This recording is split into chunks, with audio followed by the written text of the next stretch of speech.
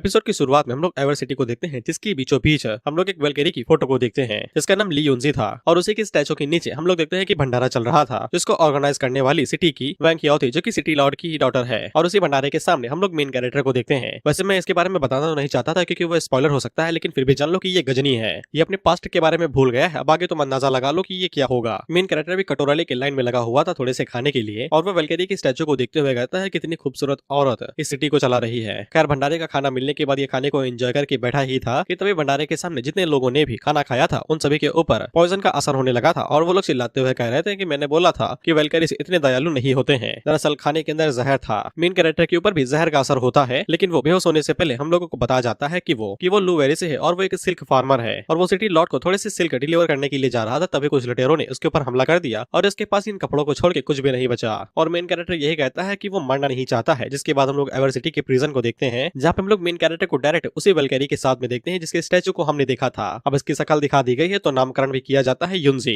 युनजी को भी पॉइजन दिया गया था और वो इतने समय मेन कैरेक्टर के साथ यहाँ पे मचा रही थी। अब मैं तुम्हें ज्यादा कुछ दिखा भी नहीं सकता हूँ क्योंकि यूट्यूब को लगता है कि मैंने पॉन अप खोल के रखा है और ये पिन बात के कम्युनिटी स्ट्राइक मार देते हैं। और मुझे उड़ता तीर लेने का शौक नहीं है, इसलिए जो दिख रहा है उसी से काम चलाओ। खैर मेन कैरेक्टर को खुशी थी कि वो मरने से पहले अपने आप को वर्जिनिटी से आजाद कर पाया, और ये मरने से पहले भगवान को शुक्रिया कहता है। जिसके बाद ज्वालामुखी फूटता है और कुछ घंटों के बाद जाके इन लोगों को होश आता है। और जब इसके होश आता है कि इसने वेलकेरी के साथ क्या क्या किया है, तो ये खुद को कोसने लगता है, ये कहते हुए कि मेरे तो लगे। उसी टाइम पे उसकी नजर उसके हाथों के ऊपर जाती है, तो हम लोग उसके हाथों के ऊपर एक सिल्क वर्म को देखते हैं। मेन कैरेक्टर उससे कहता है कि तुम भी जा गए, बधाई हो। जिसके बाद वो सिल्क वर्म को अपने बारे में बताने लगता है कि मेरे पहले पैसे लूट लिए गए, जिसके बाद मुझे खाना खिलाया गया तो वो जहरीला निकला। जिसके बाद वेलकेरी के साथ मैंने धूम मचाई। युनजी अपने मन के अंदर सोच रही थी कि पता नहीं उसने ये सब कुछ करके क्या हासिल कर लिया है। उसी टाइम पे वहाँ पे वैंग याओ आती है, जो कि हंसते हुए युनजी से कहती है कि तुम कुछ ज्यादा ही जवान दिख रही हो, लगता है कि इस भिखारी ने तुम्हें काफी अच्छे से सर्व किया है। खैर मैं तो ये सोच रही हूँ कि जब सिटी के लोगों को ये पता चलेगा कि उनकी चहेती वेलकेरी उनकी प्यारी सिस्टर किसी बैगर के साथ रंगरलिया मचा रही है, तो फिर हर किसी का दिल टूट जाएगा।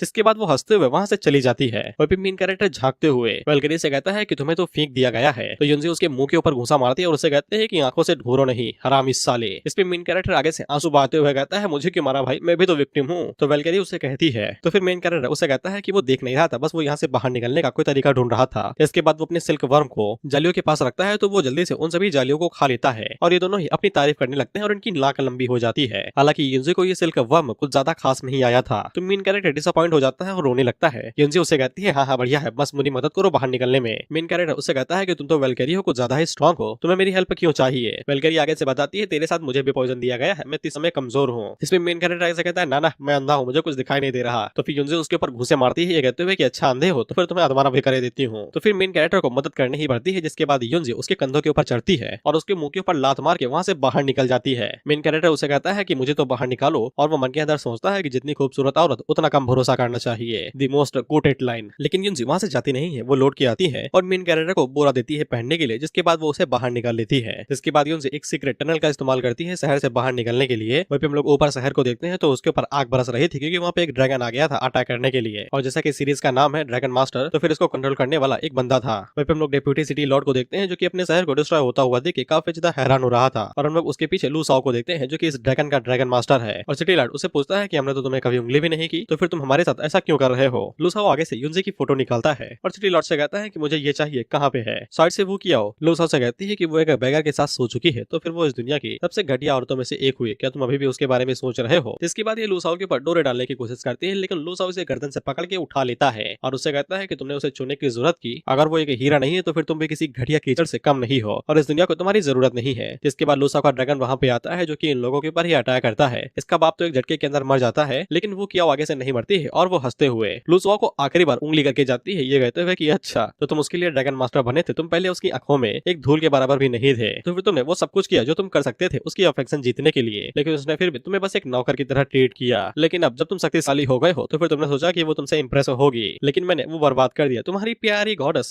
एक भिखारी की बाहों में सो रही होगी, जिससे लू साओ की गुद्दी गर्म हो जाती है और वो उसकी गर्दन ही तोड़ देता है। जिसके बाद ये अपने ड्रैगन के ऊपर बैठता है और सभी लोगों को जला के मार देता है और डर पिक्चर के शाहरुख खान की तरह कहता है कि तुम सिर्फ मेरी हो, मेरी। खैर ये दोनों टनल से बाहर निकल के आते हैं, तो इन्हें पता चलता है कि शहर डिस्ट्रॉय हो गया है। मेन कैरेक्टर पीछे मुड़ के युनजी से कहता है कि तुम्हारी स्ट्रेंथ अभी वापस नहीं आई है, अगर एनिमी तुम्हें पकड़ लेते हैं तो वो तुम्हें मार देंगे। कुछ दिनों के लिए शांति से एक जगह पे रुकना चाहती हो स्ट्रेंथ रिकवर करने के लिए, जिसके लिए युनजी मान जाती है। जिसके बाद अगला सीन मुलबेरी टाउन का होता है, जहाँ पे हम लोग मेन कैरेक्टर के घर पे होते हैं। और फिर मेन कैरेक्टर युनजी की तरफ देखते हुए यही सोचता है कि उसने युनजी से सब कुछ कुछ छीन लिया है, उसकी पावर, उसकी प्योरिटी और उसकी सिटी भी, जो सब कुछ डिस्ट्रॉय हो चुका है। इतना ज्यादा गुस्सा और ह्यूमिलिएशन सहने के बावजूद वो शांत है। वो मेन कैरेक्टर अपने बारे में भी सोचता है, ये कहते हुए कि मैं उसकी आंखों में बस एक भिखारी हूँ जिसने उसकी वर्जिनिटी ले ली है। खैर मैं आगे से मेन कैरेक्टर का नाम देख आया हूँ, इसका नाम है जूमिंग, तो हम इसे जूमिंग बुलाएंगे। जूमिंग की जब अगली सुबह आंख खुलती है तो फिर उसे काफी ज्यादा अच्छी खुशबू आ रही थी, लेकिन जब वो पीछे मुड़ के देखता है तो फिर उसे पता चलता है कि उसके पालतू सिल्क वर्म को तेल में तला जा रहा है। और वो युंजी के ऊपर चिल्लाते हुए कहता है कि तुम्हें शर्म नहीं आई, इतने प्यारे कीड़ों को तल रही हो। And as we know China, युंजी आगे से कहती है कि वो भूखी थी। जूमिंग उसे कहता है कि इन्हें ना खाओ, मैं जाके कुछ लेके आता हूँ तुम्हारे लिए मार्केट से। जिसके बाद वो मार्केट के अंदर आ जाता है, ये सोचते हुए कितना सुंदर दिखने के बावजूद मैंने सोचा भी नहीं था कि सिल्क वर्म को तलने के मामले में वो इतनी ज्यादा क्रूवल होगी। उसी टाइम पे जूमिंग को एक चाचा दिखाई देते हैं जो आगे से बता रहे थे कि इस दुनिया के अंदर सबसे नोबल चीज ड्रैगन्स है और इस वंडरफुल पावर ने हर किसी को मौका दिया है कि कोई भी ड्रैगन बन सकता है। लेजेंड्स ये भी कहते हैं कि हर किसी चीज के पास खुद के ड्रैगन गेट है जिनके अंदर वो कूद के एक ड्रैगन बन सकते हैं, यानी कि अगर तुम मच्छर भी पाल लो तो वो ड्रैगन बन सकता है। इसलिए यहाँ पे ऐसे कई सारे लोग हैं जो मौके ढूंढते हैं लॉस ऑफ ड्रैगन ट्रांसफॉर्मेशन का इस्तेमाल करके, ताकि वो अपने बींग्स यानी कि पालतू जानवरों को ड्रैगन के अंदर बदल सके ड्रैगन गेट के जरिए। और ऐसे लोगों को ड्रैगन मास्टर कहा जाता है। तो फिर साइड से ये बच्चा नाक बहाते हुए कहता है कि उसे भी ड्रैगन मास्टर बनना है, जिसपे वो अंकल उसे कहते हैं कि हाँ तुम बन सकते हो, लेकिन ड्रैगन मास्टर बनने के बाद थोड़े से इनोसेंट बन जाना और किसी मासूम इंसान को ना मारना। इस पे बच्चा आगे से कहता है कि उसे तो ये भी पता है कि यंग स्पिरिट्स यानी कि कोई भी कीड़ा वीड़ा या फिर जानवर, उसको ड्रैगन में बदलना काफी ज्यादा टफ होता है। तो फिर अंकल आगे से बताते हैं कि ऐसा कहा जा रहा है कि यंग स्पिरिट्स सिल्क वर्म को खाना काफी ज्यादा पसंद करती है, और अगर कोई यंग स्पिरिट सिल्क वर्म को खाती है तो फिर इसके चांस बढ़ जाते हैं कि वो ड्रैगन के अंदर बदल जाएगी। तो बच्चे आगे से चिल्लाते हुए कहते हैं कि उनके घर पे कई सारे सिल्क वर्म है। तो अंकल आगे से कहते हैं कि हाँ इसीलिए बिजनेस बढ़ने वाला है हमारे मलबेरी के अंदर। वह स्विमिंग आगे से आंसू बहाते हुए कहता है शिट, मेरे सिल्क वर्म्स, पता नहीं ये पूरी दुनिया मेरे सिल्क वर्म के पीछे ही क्यों पड़ी हुई है। खैर स्विमिंग जब घर वापस आता है तो फिर उसको टेबल के ऊपर युंजी का लेटर मिलता है जिसके ऊपर लिखा हुआ था कि वो थोड़े टाइम के लिए वॉक पे जा रही है, लेकिन जोमिंग को ऐसा लगता है कि युंजी उसे छोड़ के चली गई है। इस बात से नाराज होकर कि उसने युंजी की वर्जिनिटी ले ली। खैर जोमिंग इस बात को ज्यादा सीरियसली नहीं लेता है और वो अपनी सिल्क वर्म से कहता है कि तुम चिंता ना करो, हम लोग एक दिन बहुत ज्यादा पावरफुल बनेंगे। इसके बाद वो खाना खाने के लिए जाने ही वाला था कि तभी युंजी वहाँ पे आ जाती है। इसको जोमिंग देख के हैरान होता है और उसे कहता है कि तुम अचानक से वापस क्यों आ गई। लेकिन युंजी जोमिंग से कहती है कि मेरे लिए एक काम करो, तुम मेरे लिए ऐसे एक्टिंग करो कि तुम मेरे क्लैन से ही हो। जोमिंग को ये वाली बात पहले तो समझ में नहीं आती है, लेकिन उसी टाइम पे हम लोग देखते हैं कि जोमिंग के घर पे लूसाओ आता है। लूसाओ युंजी से पूछता है कि क्या ये वही है जिसके बारे में तुम बात कर रही थी। युंजी आगे से कहती है कि ये यहाँ पे पहले से ही था और इसने मुझे सब कुछ बता दिया है क्लैन के बारे में, मेरे करंट स्टेटस के बारे में, और यही मेरी मदद करेगा सभी चीजों को सॉल्व करने में। इसलिए हम लोगों को इसे अपने साथ एंसेस्ट्रल ड्रैगन सिटी लेके जाना ही पड़ेगा, क्योंकि जोमिंग को उसकी एक्टिंग पहले ही आती थी। इसलिए वो युंजी से कहता है कि वो किसी अरे गहरे के साथ नहीं जा सकती है, उसे किसी अनजान के ऊपर भरोसा नहीं करना चाहिए। अनजान यानी कि लूसाओ। लूसाओ आगे से कहता है कि मैं कोई अनजान नहीं हूँ, इन्हीं के क्लैन का मेंबर हूँ। तो युंजी आगे से बताती है कि लूसाओ उसके फादर के कोर्ट में सर्वेंट का काम किया करता था, लेकिन अब ये एक ड्रैगन मास्टर बन चुका है। तो फिर जोमिंग आगे से कहता है कि अगर ऐसी बात है तो फिर हमें एक साथ चलना चाहिए। इसके बाद लूसाओ अपने ड्रैगन को बाहर निकालता है और वो लोग उसी के ऊपर बैठ के सिटी की तरफ आगे बढ़ने लगते हैं। वहीं पे जोमिंग को समझ में आ जाता है कि अगर लूसाओ को पता चल गया कि उसी ने ही युंजी के साथ मचाया है तो फिर वो उसकी जान ही ले लेगा, क्योंकि उसने सिटी को डिस्ट्रॉय कर दिया था। वहीं पे जोमिंग युंजी से पूछता है कि ये तुम्हारे फादर के कोर्ट में काम किया करता था क्या। तो फिर युंजी आगे से बताती है कि ये साला मेरी शॉर्ट प्रैक्टिस के बीच में ताका झाकी करता था, तो फिर मेरे बाप ने इसे लात मार के क्लैन से बाहर निकाल दिया। इसके बाद जाके ये भाई साहब ड्रैगन मास्टर बने। इससे जोमिंग के पसीने छूट जाते हैं, क्योंकि युंजी को देखने से ही लात मार के बाहर निकाल दिया गया। तो फिर जरा सोचो कि जोमिंग के साथ क्या होगा,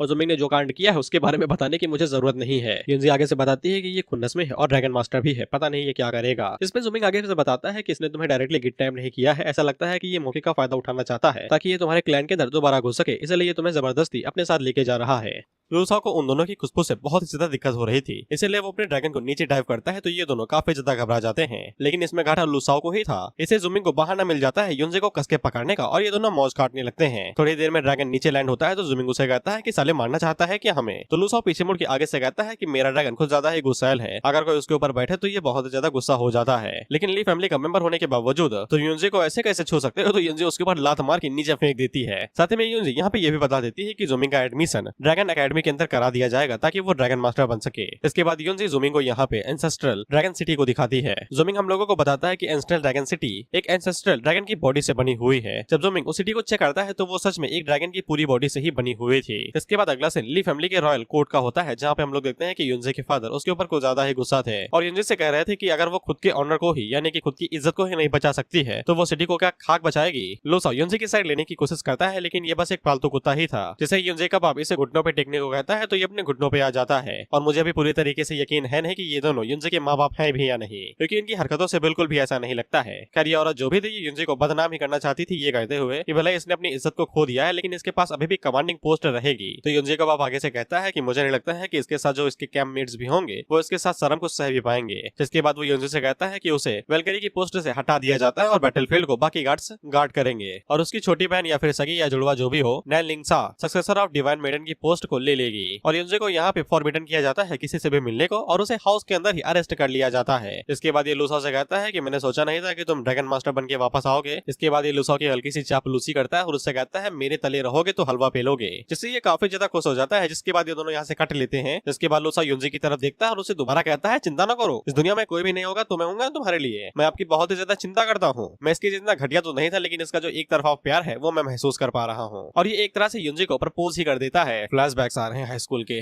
और ये कहते हुए जाता है कि तुम चिंता न करो, तुम कभी भी जवाब दे सकती हो, मैं तुम्हारा पालतू कुत्ता बन के ही रहूंगा। और अगर तुम्हें लग रहा है कि ये ज़ुमिंग को इग्नोर कर रहे हैं तो ज़ुमिंग इनकी अटेंशन लेने की कोशिश कर रहा है। ये कहते हो भैया मैं भी हूँ यहाँ पे चाय पी रहा हूँ, इसका मतलब ये थोड़ी नहीं है कि तुम मुझे भूल ही जाओगे। खैर लूसा यहाँ से कट लेता है। जिसके बाद ज़ुमिंग अपने पास से रुमाल निकालता है और युनजे से कहता है लो भैया खून पोंछ लो। लेकिन युनजे इमोशनल हो गई थी तो वो यहाँ से चली जाती है। रात के टाइम पे हम लोग ज़ुमिंग को देखते हैं जो अपने मन के अंदर सोच रहा था कि युनजे उसे गुस्सा तो नहीं है लेकिन वो ली फैमिली के अंदर पड़ा थोड़ी ना रह सकता है, फिर में खाए पिएगा क्या यहाँ पे। इसलिए ज़ुमिंग यह फैसला करता है कि उसे जल्दी से कोई दूसरी जगह ढूंढनी चाहिए और काम के लिए कोई धंधा ढूंढना चाहिए। फिर ज़ुमिंग अपने सिल्क वर्म के बारे में सोचने लगता है जिसका नाम बाइकी है। ज़ुमिंग यही सोच रहा था कि बाइकी को बाहर आए हुए काफी ज्यादा टाइम हो गया है, शायद से वो अपनी स्पिरिट डोमेन के अंदर ही होगा। इसके बाद ज़ुमिंग बाइकी से मिलने के लिए उसकी स्पिरिट डोमेन के अंदर ही चला जाता है। स्पिरिट डोमेन एक तरीके से पोकेबॉल ही है जिसके अंदर ड्रैगन्स और उनके पेट्स को सेव किया जा सकता है। बेसिकली वो इसी के अंदर रहते हैं और ट्रेनर जब चाहे तब उन्हें बाहर निकाल सकता है। खैर ज़ुमिंग जब स्पिरिट डोमेन के अंदर आता है तो फिर उसे पता चलता है कि बाइकी कोकून के अंदर चला गया है। इसके बाद ज़ुमिंग एक छेद से झांक के देखता है तो फिर उसे पता चलता है कि बाइकी इवॉल्व हो चुका है और वो अपनी ड्रैगन ट्रांसफॉर्मेशन के फेज में जाने लगा है। और जैसा कि मैंने तुम्हें पहले ही बता दिया है कि ज़ुमिंग इतनी समय गजनी है, उसे अपनी पिछली लाइफ के बारे में ज्यादा कुछ तो नहीं पता है लेकिन उसे इतना पता है कि बाइकी पहले उड़ता था जिसके बाद उसकी बॉडी में कुछ तो हुआ हादसे की वजह से और बाइकी दोबारा सिल्क वर्म फेज के अंदर आ गया। यानी कि बाइकी पहले पूरी तरीके से इवॉल्व था लेकिन हादसे की वजह से वो दोबारा अपनी बेबी फॉर्म में चला गया। और ज़ुमिंग को इस बात का पछतावा था कि वो एक रियल ड्रैगन मास्टर नहीं है, नहीं तो वो बाइकी के साथ ऐसा कुछ भी होने ना देता। खैर ज़ुमिंग फैसला करता है कि वो बहुत जल्दी ही उसके इस रिग्रेशन की मिस्ट्री के बारे में पता लगा लेगा और उसकी मदद करेगा। इसलिए ज़ुमिंग फैसला करता है कि वो मेहनत करेगा और ताकतवर ट्रू ड्रैगन मास्टर बनेगा क्योंकि वो युनजे से भी अलग नहीं होना चाहता है। ज़ुमिंग जब सोने ही वाला था तभी वहाँ पे युनजे की तरफ से एक मेड आती है जो उसकी पर्सनल मेड होगी। वो मेड यहाँ पे ज़ुमिंग को युनजे की तरफ से रिकमेंडेशन लेटर देती है एकेडमी के लिए ताकि ज़ुमिंग को एडमिशन में कोई भी दिक्कत ना हो। ज़ुमिंग को ऐसा लगता है कि युनजे ये जानबूझ के कर रही है ताकि लूसा अगर इस बारे में कुछ इन्वेस्टिगेट करे तो फिर उसके हाथों कुछ भी न लगे।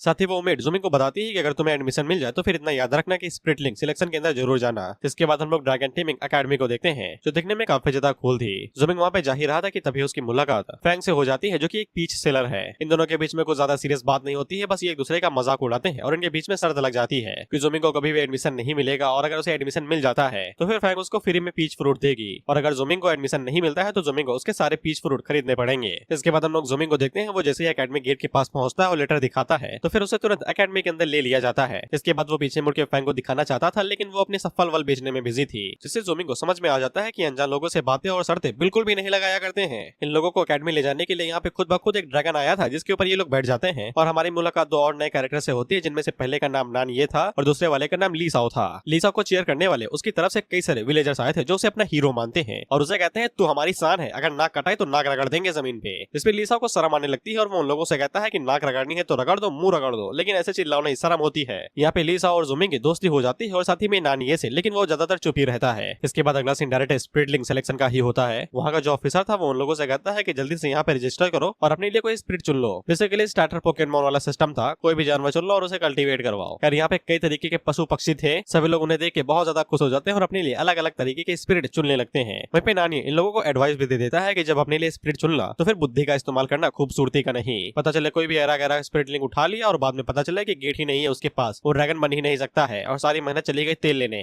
खैर ज़ुमिंग की नजर कुछ स्पिरिट लिंक्स के ऊपर पड़ती है जिनमें से किसी के पास सिल्क वर्म भी था। अब उसी टाइम पे वहाँ पे कोई क्रोकोडाइल जैसा स्पिरिट लिंक आता है जो कि उस सिल्क वर्म को मुंह से पकड़ लेता है, लेकिन वहाँ के जो कुत्ते थे शायद वो मेरी गली के ही हैं और वो उस क्रोकोडाइल को बुली करने लगते हैं। ज़ुमिंग को देख के ये तरस आता है बिल्कुल मेरी तरीके से और वो क्रोकोडाइल को उठा के क्रोकोडाइल से कहता है मेरे साथ चलेगा, दुनिया दिखा दूंगा। लेकिन वो क्रोकोडाइल ज़ुमिंग के मुंह के ऊपर ही मुंह देता है, ये कहते हुए नहीं जाऊंगा रे, ओहायो में ही खुश हूँ। और इतना ही नहीं वो उल्टा ज़ुमिंग के ऊपर हंसने भी लगता है। इससे ज़ुमिंग को समझ में आ जाता है कि इसीलिए साले लोग इसे बुली करते हैं, ये है ही इस लायक का। उसी टाइम में ज़ुमिंग को बूढ़े चाचा की बात याद आती है कि अगर किसी यंग स्पिरिट लिंक को सिल्क वर्म खाने की कुछ ज्यादा ही चाहत है तो फिर शायद से वो ड्रैगन के अंदर ट्रांसफॉर्म हो सकता है। वहीं पे ज़ुमिंग को क्रोकोडाइल के मत्थे के ऊपर एक चोंच सी हॉर्न दिखाई देती है तो फिर उसे ऐसा लगता है कि ये ड्रैगन का छुपा हुआ हॉर्न हो सकता है। मुझे लॉजिक तो समझ में नहीं है लेकिन मजा पूरा आया। इसके बाद ज़ुमिंग क्रोकोडाइल से कहता है सुन ध्यान से देख, मैं एक प्रोफेशनल सिल्क वर्म ब्रीडर हूँ, मुझे ये घंटा नहीं पता कि मैं तेरे को एक ड्रैगन में बदल सकता हूँ या नहीं, लेकिन इस बात की गारंटी देता हूँ कि मैं तुझे बहुत सारे सिल्क वर्म खिला सकता हूँ और एडवांस पेमेंट ये रही। जिसके बाद ज़ूमिंग अपने पास एक सिल्क वर्म भी बाहर निकालता है और वो क्रोकोडाइल से कहता है अगर फॉलो करेगा तो मौज में रहेगा। बेचारा सिल्क वर्म रोते हुए कहता है ए तुम्हारा वो प्यार कहाँ गया जब वो यूनजी मुझे तल रही थी।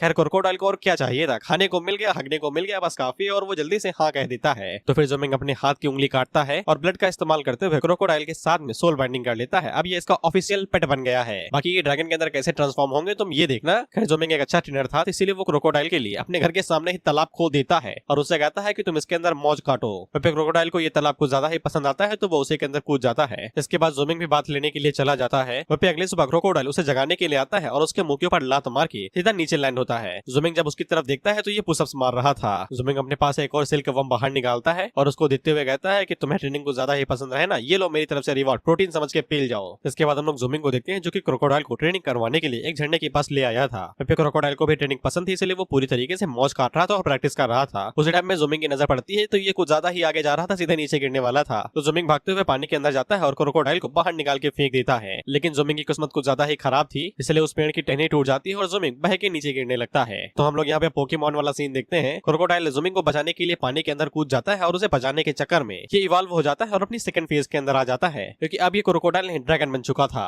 लेकिन इस एवोल्यूशन का भी कोई फायदा नहीं होता है, ज़ूमिंग नीचे गिर ही जाता है। लेकिन तभी उसकी बेचारे की कमर टूट जाती है क्योंकि वो एक चट्टान से टकरा जाता है। लेकिन हमें बाद में पता चलता है कि ये चट्टान नहीं, असल में एक ड्रैगन है। और थोड़ी देर में वहाँ पे उस ड्रैगन की ओनर भी आ जाती है जिसका नाम डुवान गैंग था, जो कि ज़ूमिंग से पूछती है काहे मरने का शौक चल रहा है भैया, और अगर कोई औरत परेशान कर रही है तो फिर उसे मार के मरो। तो ज़ूमिंग नीचे आता है और बताता है कि वो खुद को मारने की कोशिश नहीं कर रहा था, वो एक्सीडेंटली नीचे गिर गया था। और उसी टाइम पे वहाँ पे क्रोकोडाइल भी आ जाता है। लेकिन जब साले को पता चलता है कि वो उड़ नहीं सकता तो ये पैर हवा में मारने लगता है। लेकिन डुवान का ड्रैगन जाके क्रोकोडाइल को बचा लेता है और उसे नीचे ले आता है। ज़ूमिंग में देख के काफी ज्यादा खुश हो जाता है कि क्रोकोडाइल एडवांस हो चुका है और क्रोकोडाइल से कहता है कि तुम पहले से बड़े हो गए हो, तुम पानी से ऐसे नहीं कूद सकते, नहीं तो तुम मारे जाओगे। फिर डुवान ज़ूमिंग से कहती है अच्छा ये तुम्हारा स्प्लिटलिंग है, चलो कोई बात नहीं, अच्छे से इसे ट्रेन करो, मुझे पक्का यकीन है कि इसके पास ड्रैगन गेट जरूर होंगे, और अगर कुछ करने के लिए नहीं बचा है तो फिर तुम जा सकते हो, तुम मेरी ट्रेनिंग के बीच में उंगली कर रहे हो। ज़ूमिंग डुवान को शुक्रिया कहता है उनकी मदद करने के लिए और वहाँ से जाने लगता है। वहीं पे ज़ूमिंग क्रोकोडाइल से कहता है कि अगर तुम्हें वो दोबारा वुल्फ परेशान करे तो इस बार तुम उनकी पूंछ नोच लेना, सालों को समझ में आ जाएगा कि दांत होने के फायदे क्या होते हैं। लेकिन क्रोकोडाइल की उम्मीदें कुछ ज्यादा ही बड़ी थी, वो ड्रैगन की तरफ देख के गुर्रा रहा था। ज़ूमिंग उसे कहता है बेटा उसकी तरफ मत जाओ, वो तुम्हें खा जाएगा, मुझे पता है कि तुम्हारी उम्मीदें कुछ ज्यादा ही रम्मी है, लेकिन थोड़ी सी ट्रेनिंग के बाद में उम्मीदों को थोड़ा झोंका देना, अभी के लिए इन्हें दबा के रखो। इसके बाद हम लोग ड्रैगन सिटी को देखते हैं जहाँ पे हम लोग ली साओ को देखते हैं और इसने एक मैच किया था जिसमें ये हारा गया था और शर्त के मुताबिक जो भी मैच हारेगा उसे सार्वजनिक शौचालय साफ करना पड़ेगा। वहीं पे ज़ूमिंग इस फाइट को देख के कहता है कि आपस में लड़ाई करने का कोई भी फायदा नहीं है, ये प्योर टाइम वेस्ट है। उसी टाइम में ज़ूमिंग को पता चलता है कि क्रोकोडाइल की पेट की गंडी बजने लगी है। ज़ूमिंग उससे कहता है बेटा अगर तुम इस तरीके से खाओगे तो हम रोड पे आ जाएंगे, और ज़ूमिंग क्रोकोडाइल को मछली देते हुए कहता है बेटा इसे काम चला लो, अगली बार मैं तुम्हारे लिए बहुत बड़ा सिल्क वर्म का पैकेट लेके आऊंगा, तब तुम मौज से खाना। इस पे क्रोकोडाइल मछली रख तो लेता है लेकिन वो आगे से रोते हुए कहता है मालिक ये बात ठीक नहीं है, आप जब स्प्लिटलिंग कॉन्ट्रैक्ट साइन कर रहे थे तब आपने कुछ और बोला था, झूठे कहीं के। इसके बाद हम लोग ज़ूमिंग को देखते हैं जो कि अपने मन के अंदर सोच रहा था कि उसने अभी के लिए क्रोकोडाइल के खाने को बदल दिया है, लेकिन ये चीज ज्यादा दिनों तक चलेगी नहीं, इसलिए उसको पैसे कमाने के लिए कोई न कोई तरीका ढूंढना ही पड़ेगा। जिसके बाद वो बाइकी के बारे में सोचते हुए कहता है कि बाइकी उठने ही वाला है, उसे भी नेक्टर की जरूरत होगी क्योंकि वो उसका फेवरेट फूड है। नेक्टर को हिंदी में फूलों का रस कहते हैं। उसी टाइम में ज़ूमिंग की मुलाकात ली साओ से होती है। अब इन दोनों के बीच में बहस होती है इस बात को लेकर कि ड्रैगन की टट्टी कौन साफ करेगा। खैर हम लोग इस गंदी चीज को साइड में करते हैं, जिसके बाद ज़ूमिंग अपने घर पे आ जाता है और वो क्रोकोडाइल के लिए कई सारे सिल्क वर्म लेके आया था।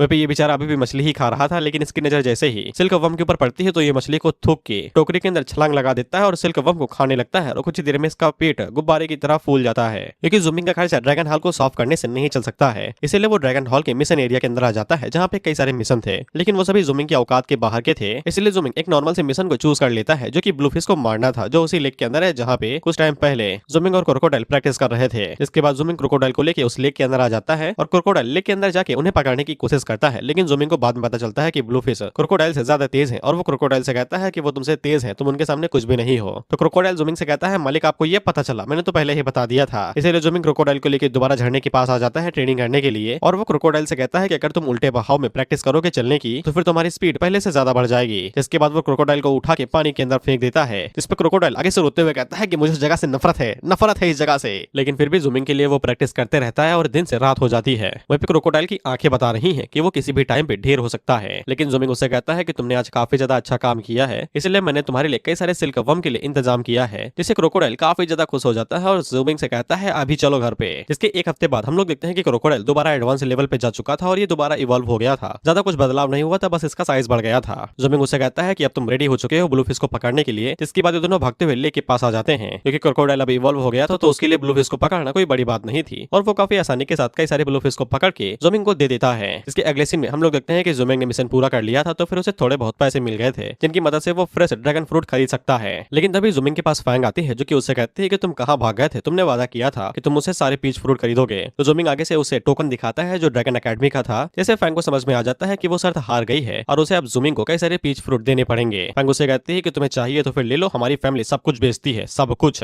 चड्डी से लेके बड्डी सब कुछ मिलता है हमारे यहाँ। लेकिन ज़ोमिंग को यहाँ पे सिल्क वर्म और अच्छा नेक्टर भी चाहिए था, तो फैंग उसे बताती है कि उनकी फैमिली के पास है और उसे पूछती है कितना चाहिए। लेकिन इन दोनों के बीच में फालतू की ही बहस होती है। लेकिन तभी वहाँ पे एक लड़की आ जाती है, तो फैंग उसके साथ लिपटने लगती है और जब ज़ोमिंग उस लड़की की तरफ देखता है तो फिर उसे लगता है कि ये युंजी है, क्योंकि ये युंजी की बड़ी बहन या फिर जुड़वा बहन है। इसका नाम नैन है और ज़ोमिंग की तरफ आते हुए उससे कहता है क्या तुम मुझसे मिलने के लिए आई हो। हालांकि नैन उसे कहती है तो कौन है बे। तो फैंग नैन से कहती है कि ये भिखारी है, इसे इग्नोर करिए और जाइए जिस काम से आप आई थी। तो फिर वो अकेडमी के लिए निकल जाती है और ज़ोमिंग फैंग से पूछता है कि ये कौन है, तुमने इसे क्या बुलाया। तो फैंग उसे बताती है कि ये भी ड्रैगन अकेडमी के स्टूडेंट है और इनका नाम नैन लिंग सा है। फैंग उसे कहती है कि तुम अकेडमी के अंदर पढ़ते हो, तुमने इनके बारे में सुना ही नहीं है, अगर तुम इन्हें पढ़ाने की कोशिश कर रहे हो तो फिर शीशे में थूत देख लो अपनी। वहीं पे ज़ोमिंग को भी समझ में आ जाता है कि ये नैन फैमिली से है जिसके अंदर ज़ोमिंग रहती है। जिसके बाद हम लोग लूसा और वहाँ पे उसी औरत को देखते हैं जिसको हमने पहले भी देखा था और ये औरत लूसा को युंजी का शादी का चूरन देके उसे कुछ उल्टे सीधे काम करवा रही थी। ये औरत लूसा को एक डिग्री देते हुए कहती है कि तुम इसे जाके नाइन सिटी और वुतो के अलायंस को दे दो। सिटी स्टेट की आर्मी लगातार आगे बढ़ रही है और तुम्हें जाके उन्हें एक अच्छा खासा सबक सिखाना है, जिसके बाद तुम शादी के लिए रेडी हो जाओगे। और ये तो है ही प्यार में पागल, इसलिए ये इन सभी चीजों के लिए मान जाता है। साथ ही में लूसा यहाँ पे ज़ोमिंग के बारे में भी पूछता है कि क्या वो ली क्लैन का कोई मेंबर है, तो यह औरत साफ मना कर देती है, ये कहते हुए कि इस नाम का कोई भी हमारे साथ मेंबर नहीं है। जिससे लूसा को समझ में आ जाता है कि युंजी ने उसे चूरन दे दिया है। अब इसके बाद हम लोग ज़ोमिंग को देखते हैं और उसे पता चलता है कि बाइकी का कोकून खुलने वाला है और थोड़ी देर में बाइकी अपने कोकून से आजाद हो जाता है। तो वो पहले के जैसा नहीं था,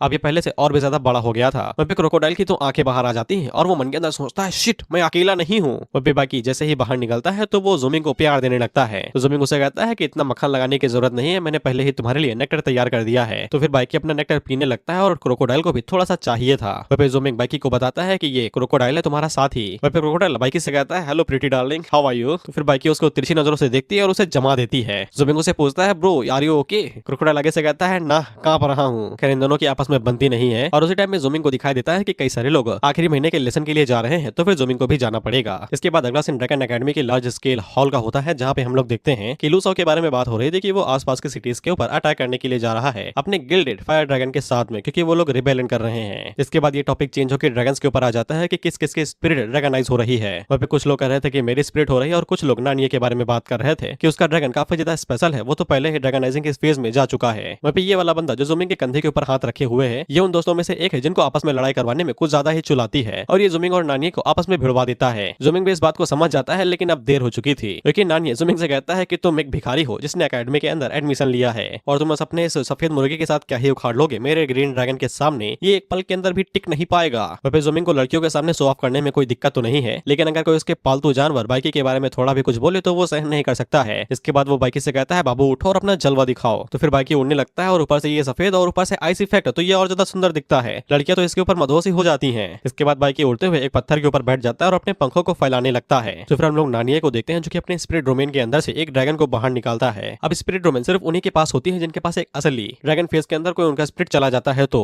खैर नानिया अपने स्पिरिट डोमेन के अंदर से अपने ग्रीन ड्रैगन को बाहर निकालता है and that was pretty cool. जिस बंदे ने इन दोनों को आपस में भिड़वाया था उसने जानबूझ के ये सेटिंग करवाई थी ताकि वो अपने स्पिरिट लिंग को यहाँ पर लड़ने के लिए ना भेज सके और वो नानिया की ताकत को भी चेक कर सके। वहीं पे हम लोग नानिया को देखते हैं और ये कुछ ज्यादा ही कूल बनने की कोशिश कर रहा था और कहता है शांत रहो। वहीं पीछे से लड़कियां नानिया के ऊपर बौखलाए जा रहे थे और उससे कहती हैं आई लव यू। इसके बाद नानिया अपने ग्रीन ड्रैगन से कहता है अटैक करो, तो फिर उसका ग्रीन ड्रैगन अपने मुंह से एनर्जी बीम फेंकता है, लेकिन बाइकी उसे आसानी के साथ ही डॉज कर लेता है। जिसके बाद बाइकी उड़ते हुए थोड़ा ऊपर जाता है और नीचे की तरफ एक रॉकेट की तरह आता है और ग्रीन ड्रैगन के सीने के ऊपर एक टैकल अटैक करता है और ग्रीन ड्रैगन को अपने साथ घसीटते हुए ले जाता है और सीधा उसे बिल्डिंग से टकरा देता है। इसके बाद धुआं हटता है तो सब लोग देखते हैं कि ग्रीन ड्रैगन तो हार चुका है, लेकिन बाइकी को कुछ भी नहीं हुआ है, जिससे सभी लोग हैरान हो जाते हैं और बाइकी दोबारा ज़ोमिंग के पास आ जाता है। सभी लोग कहते हैं कि ज़ोमिंग का सफेद ड्रैगन तो कुछ ज्यादा ही शक्तिशाली है, ये है असली ड्रैगन। वहीं पे लड़की अब ज़ोमिंग के इर्द गिर्द घूमने लगी थी और उससे कहती है ऑसम। वहीं पे ज़ोमिंग अपने मन के अंदर सोचता है कि अब वो दिन दूर नहीं है जब मैं लड़कियों के बीच में मशहूर होऊंगा। इसके बाद ज़ोमिंग नानिये से कहता है कि उसे वापस बुला लो और अच्छे से उसको पालन पोषण करो, उसके पास पोटेंशियल है। तो फिर नानिये बिल्कुल ऐसा ही करता है, लेकिन उसी टाइम पे ग्रीन ड्रैगन इसे दिल पे ले लेता है और अपना पोटेंशियल दिखाते हुए वहाँ पे एडवांस होने लगता है और ग्रीन ड्रैगन इवॉल्व होकर अपनी नेक्स्ट फेज में चला जाता है। अब यहाँ पे ड्रैगन लेवल बताया नहीं गया तो फिर मैं कुछ कह नहीं सकता कि कौन किस लेवल पे जा रहा है। खैर ग्रीन ड्रैगन जैसे अपनी एडवांस फेज में जाता है तो सभी लोग हैरान हो जाते हैं और ज़ोमिंग नानिये से कहता है देखा मैंने कहा था ना कि इसके पास पोटेंशियल है। तो नानी उससे कहता है ये सब छोड़ो, अभी तक कॉन्टेस्ट खत्म नहीं हुआ है, लड़ने के लिए दोबारा रेडी हो जाओ, दिखाओ तुम्हारे सफेद मुर्गे के अंदर कितना दम है। लेकिन ज़ूमिंग आगे से अपनी हार मानने ही वाला था, लेकिन बाइकी को शायद ये मंजूर नहीं था, इसलिए वो अटैक करने के लिए ग्रीन ड्रैगन की तरफ जाने लगता है। लेकिन तभी ग्रीन ड्रैगन बाइकी के ऊपर अपनी बिलों का इस्तेमाल करता है, लेकिन बाइकी अपनी एस एबिलिटी का यूज करते हुए उन्हें जमा देता है और उन्हें डॉज करते हुए ग्रीन ड्रैगन की तरफ आगे बढ़ने लगता है। उसी टाइम पे ग्रीन ड्रैगन अपने पॉइजन से बाइकी के ऊपर अटैक करने की कोशिश करता है। हालांकि बाइकी तो उसे डॉज कर लेता है, लेकिन जो पॉइजन आसपास जाके गिरता है तो वो सभी से पिघलने लगती है। वह बाइकी ने खुद को आइस के अंदर कवर कर लिया था, जिससे वो खुद को प्रोटेक्ट कर पाया था। इसके बाद वो दोबारा टैकल अटैक का इस्तेमाल करता है। तो फिर ज़ूमिंग आगे से रिकॉल का यूज करने लगता है ताकि वो बाइकी को दोबारा स्पिरिट डोमेन के अंदर बुला सके। लेकिन आनिया उसे बताता है कि ये यूजलेस है, अब काफी ज्यादा देर हो चुकी है। अगर तुम रिकॉल का इस्तेमाल करते हो तो फिर ये तुम्हारी सोल को डायरेक्ट डैमेज देगा, इसलिए तुम्हें गिव अप कर देना चाहिए और बाइकी को ही डैमेज लेना चाहिए। लेकिन हम लोग बाइकी को देखते हैं और इसे अभी भी मंजूर नहीं था कि ये हार माने। इसके बाद अपनी पूंछ से आइस क्रिस्टल बाहर निकालता है और ये एक पावरफुल अटैक है। और बाइकी अपनी पूंछ का इस्तेमाल करते हुए ग्रीन ड्रैगन के आंख के ऊपर उस आइस क्रिस्टल से अटैक करता है और इस अटैक से वो पूरा हॉल ही हिल जाता है। सभी लोग कहते हैं कि ये कैसे मॉन्स्टर है, साला पूरा हॉल ही हिला दिया। फिर हम देखते हैं कि धुएं से बाइकी उड़ते हुए ज़ूमिंग के कंधे के ऊपर आके बैठता है। वहीं पे ग्रीन फॉरेस्ट ड्रैगन तो हार चुका था और उसकी आंख भी शायद फूट गई थी। नानी आगे से कहता है कि ऐसा कैसे मुमकिन है कि एक रियल ड्रैगन जो कि ड्रैगन गेट से ज्यादा दूर नहीं है, वो एक बस स्पिरिट से हार गया। जिसके बाद नानी पीछे मुड़ के ज़ूमिंग से पूछता है कि ये कौन से टाइप का ड्रैगन है जिसने मेरे आधे ग्रोन ग्रीन फॉरेस्ट ड्रैगन को हरा दिया। उसी टाइम पे वहाँ पे टीचर डुआन आती है और इनको तुमने पहले देखा होगा और वो सभी लोगों को बताती है कि ये व्हाइट आइस मॉर्निंग ड्रैगन है। सभी लोग टीचर डुआन को देख के हैरान हो जाते हैं और कहते हैं वाओ कितनी सुंदर है ये। नानी तो डुआन को पहले सिस्टर कहता है, लेकिन बाद में टीचर कहता है शायद ये भाई बहन है या फिर एक ही फैमिली से जुड़े हो सकते हैं। नानी डुआन से अपने ड्रैगन की आंख के बारे में पूछना चाहता था, लेकिन डुआन उसे अप्लाई करने के लिए क्रीम देती है और उसे कहती है कि वो उसकी पीपल के अंदर नहीं घुसा है तो फिर उसकी आंख ठीक होगी, जल्दी से अप्लाई करो और वो अंधा नहीं हुआ है। इसके बाद टीचर उन लोगों को बताती है कि आज वो लोग यहाँ पे ब्लड लाइन्स के बारे में पढ़ेंगे कि ड्रैगन्स की कितनी ब्लड लाइन होती है। ड्रैगन्स को 3 ग्रेड ब्लड लाइन्स के अंदर बांटा गया है, Asian dragon, great dragon and Azzur dragons. Asian dragons के पास बैटल स्किल होती है, ग्रेट ड्रैगन्स के पास कास्ट करने की मैजिक एबिलिटी होती है और अजूर ड्रैगन के पास मिस्टिक आर्ट्स होती हैं। एग्जांपल के लिए नानिया के पास ऑर्थोडॉक्स ग्रेट ड्रैगन है यानी बैटल टाइप स्किल्स और उसके पास चमकती हुई हरी बेलें और उसके पास प्लांट मैजिक है। वहीं पे एक बंदा आगे से पूछता है कि व्हाइट आइस मॉर्निंग ड्रैगन के बारे में क्या, कि वो कौन सी ब्लड लाइन का है। डुआन हम लोगों को यहाँ पे ज़ूमिंग की ड्रैगन के बारे में 2 खास बातें बताती है कि उसके पास 2 ब्लड लाइन्स है, जिनमें से पहली ब्लड लाइन है अजूर ड्रैगन की जिसका नाम है सिल्वर मून विंग्ड ड्रैगन और दूसरी ब्लड लाइन है ग्रेट ड्रैगन की जो कि सेकेंडरी ब्लड लाइन है और उसका नाम है star wind ice dragon. Fighting के दौरान अभी उसने यहाँ पे विंड और आइस मैजिक का इस्तेमाल किया है, उसने अजूर ड्रैगन की कोई भी मिस्टिक आर्ट्स का यूज नहीं किया। इसके बाद डुआन हम लोगों को यहाँ पे ड्रैगन लेवल्स के बारे में बताता है कि सभी क्रिएचर्स को 4 मेजर फेजेस के अंदर डिवाइड किया गया है, infant phase, growth phase, adult phase and complete phase. जिसके बाद उन्हें ट्रू ड्रैगन्स माना जाता है यानी कि असली ड्रैगन। जिसके बाद जब वो ट्रू ड्रैगन्स के फेज में आ जाते हैं तो उन्हें भी डिवाइड किया गया है, जैसे कि dragon child, dragon general, dragon lord और dragon monarch and dragon king. जिसके बाद डुआन हम लोगों को बताती है कि नानिया का ड्रैगन अभी कंप्लीट फेज से पूरा हो चुका है, अब वो एक ट्रू ड्रैगन बन चुका है, इसीलिए उसे ड्रैगन चाइल्ड कहा जाएगा। वहीं पे ज़ूमिंग के आइस ड्रैगन के पास भले ही ड्रैगन चाइल्ड जितनी स्ट्रेंथ हो, लेकिन वो अभी भी अपनी इन्फेंट फेज के अंदर है और जब ज़ूमिंग का ड्रैगन अपनी कंप्लीट फेज के अंदर होगा तब शायद से उसका लेवल ड्रैगन मोनार्क जितना हो सकता है। इसलिए डुआन यही चाहती है कि ज़ूमिंग उसे अच्छे से ट्रेन करे। वहीं पे सभी लोग ज़ूमिंग से कहते हैं कि यार तुम्हारा ये व्हाइट ड्रैगन तो कुछ ज्यादा ही कमाल का है, हमने सोचा भी नहीं था कि ये इतना एक्स्ट्राऑर्डिनरी होगा, तुम काफी ज्यादा लकी हो। वहीं पे ज़ूमिंग हम लोगों को बताता है कि बाइकी ने अभी भी अपनी ड्रैगन की मिस्टिक आर्ट्स को अवेकन नहीं किया है और ज़ूमिंग को पक्का यकीन है कि ये अपनी ग्रोथ फेज के अंदर उन्हें भी अवेकन कर लेगा। लेकिन ज़ूमिंग ने ये नहीं सोचा था कि वो यहाँ पे ग्रेट ड्रैगन मैजिक का भी यूज करेगा और ज़ूमिंग को ऐसा लगता है कि बाइकी ने ये सारी चीजें अपनी रिग्रेशन के अंदर सीखी है। रिग्रेशन का मतलब है कि उसने अपने लाइफ साइकिल को दोबारा रिवर्स कर दिया है, यानी कि एडल्ट से वो बच्चा बन गया है और इसी दौरान उसने शायद से इन सभी चीजों को सीख लिया होगा। डुआन नानिया से कहती है कि तुम्हें मुंह लटकाने की जरूरत नहीं है, हर एक पर्सन एक से ज्यादा स्पिरिचुअल डोमेन को खोल सकता है, शायद से तुम्हें फ्यूचर में इससे भी ज्यादा पावरफुल ड्रैगन मिल जाए, इसलिए नाराज ना हो और प्रैक्टिस करते रहो। फिर नानिया ज़ूमिंग की तरफ देख के कहता है साली एक दिन मैं तुझे हरा ही दूंगा।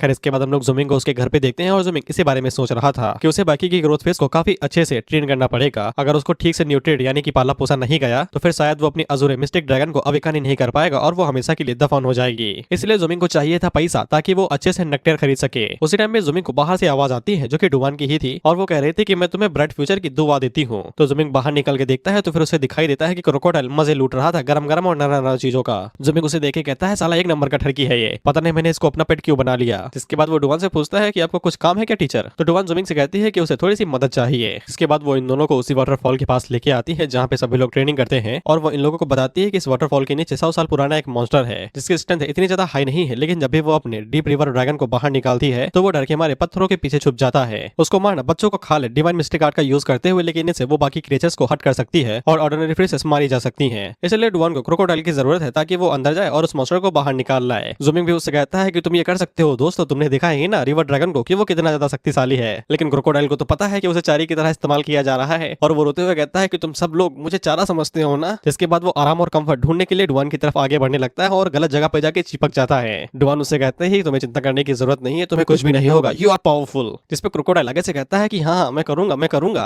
भाई इसकी ठरक तो मास्टर जिराया और रोसी से भी आगे जा चुकी है, ये तो तलपड़े के लेवल पे है। खैर क्रोकोडाइल करता या मरता जो भी हो वो पानी के नीचे कूद जाता है और उसी टाइम पे वो ओल्ड मास्टर क्रोकोडाइल के पीछे पड़ जाता है। तो क्रोकोडाइल भागते हुए कहता है मम्मी बचाओ। वहीं पे वो ओल्ड फिश इतनी ज्यादा स्ट्रॉन्ग थी कि वो जैसे ही पानी के अंदर से बाहर निकलने की कोशिश कर रही थी तो आसपास की नॉर्मल फिशेस बेहोश ही हो जा रही थी। ज़ूमिंग डुआन से कहता है कि अटैक करिए, मेरा बच्चा मारा जाएगा। तो डुआन आगे से कहती है कि वो दोनों अभी तक वाटरफॉल के नीचे नहीं आए हैं। उसी टाइम पे वो मास्टर बाहर निकलता है क्रोकोडाइल के ऊपर हमला करने के लिए। तो क्रोकोडाइल मरते हुए बता देता है कि कभी ठरक के चक्कर में न पड़ना, हमेशा पे ले जाओगे। वहीं ज़ूमिंग भी स्पिरिट डोमेन का यूज करते हुए उसे रिकॉल करना चाहता था लेकिन डुआन उसे रोक देती है, ये कहते हुए कि अगर तुम उसे बचा लोगे तो फिर इसका मतलब यही हुआ कि तुम उसे ड्रैगन गेट के लिए गिव अप करने को कह रहे हो। तुम कब तक उसको अपनी परछाई के पीछे छुपा के रखोगे, कभी न कभी तो तुम्हें उसे खतरों का सामना करने देना ही पड़ेगा। और अगर तुम उसे इसी तरीके से बचा के रखोगे तो वो अपने पोटेंशियल को कभी भी ब्रेक थ्रू नहीं कर पाएगा और एक असली ड्रैगन नहीं बन पाएगा। ज़ूमिंग को भी ये बात समझ में आ जाती है, इसलिए वो क्रोकोडाइल से कहता है दोस्त आप सब भगवान भरोसे, तुम्हारा जीना और मरना तुम्हारी किस्मत पे डिपेंड करता है। और जब क्रोकोडाइल को समझ में आ जाता है कि रोने धोने से मदद नहीं मिलेगी तो फिर वो आत्मनिर्भर बनने का फैसला करता है। जिसके बाद वो पानी के अंदर जाता है और ओल्ड मास्टर को चकमा दे कि पानी से बाहर निकलता है और अपने हॉर्न का इस्तेमाल करते हुए उसकी ठुड्डी के ऊपर टैकल अटैक करता है, जिससे वो ओल्ड मास्टर पानी से बाहर निकल जाती है। और उसी टाइम पे डीप वाटर अज़ूर ड्रैगन बाहर निकलता है जो कि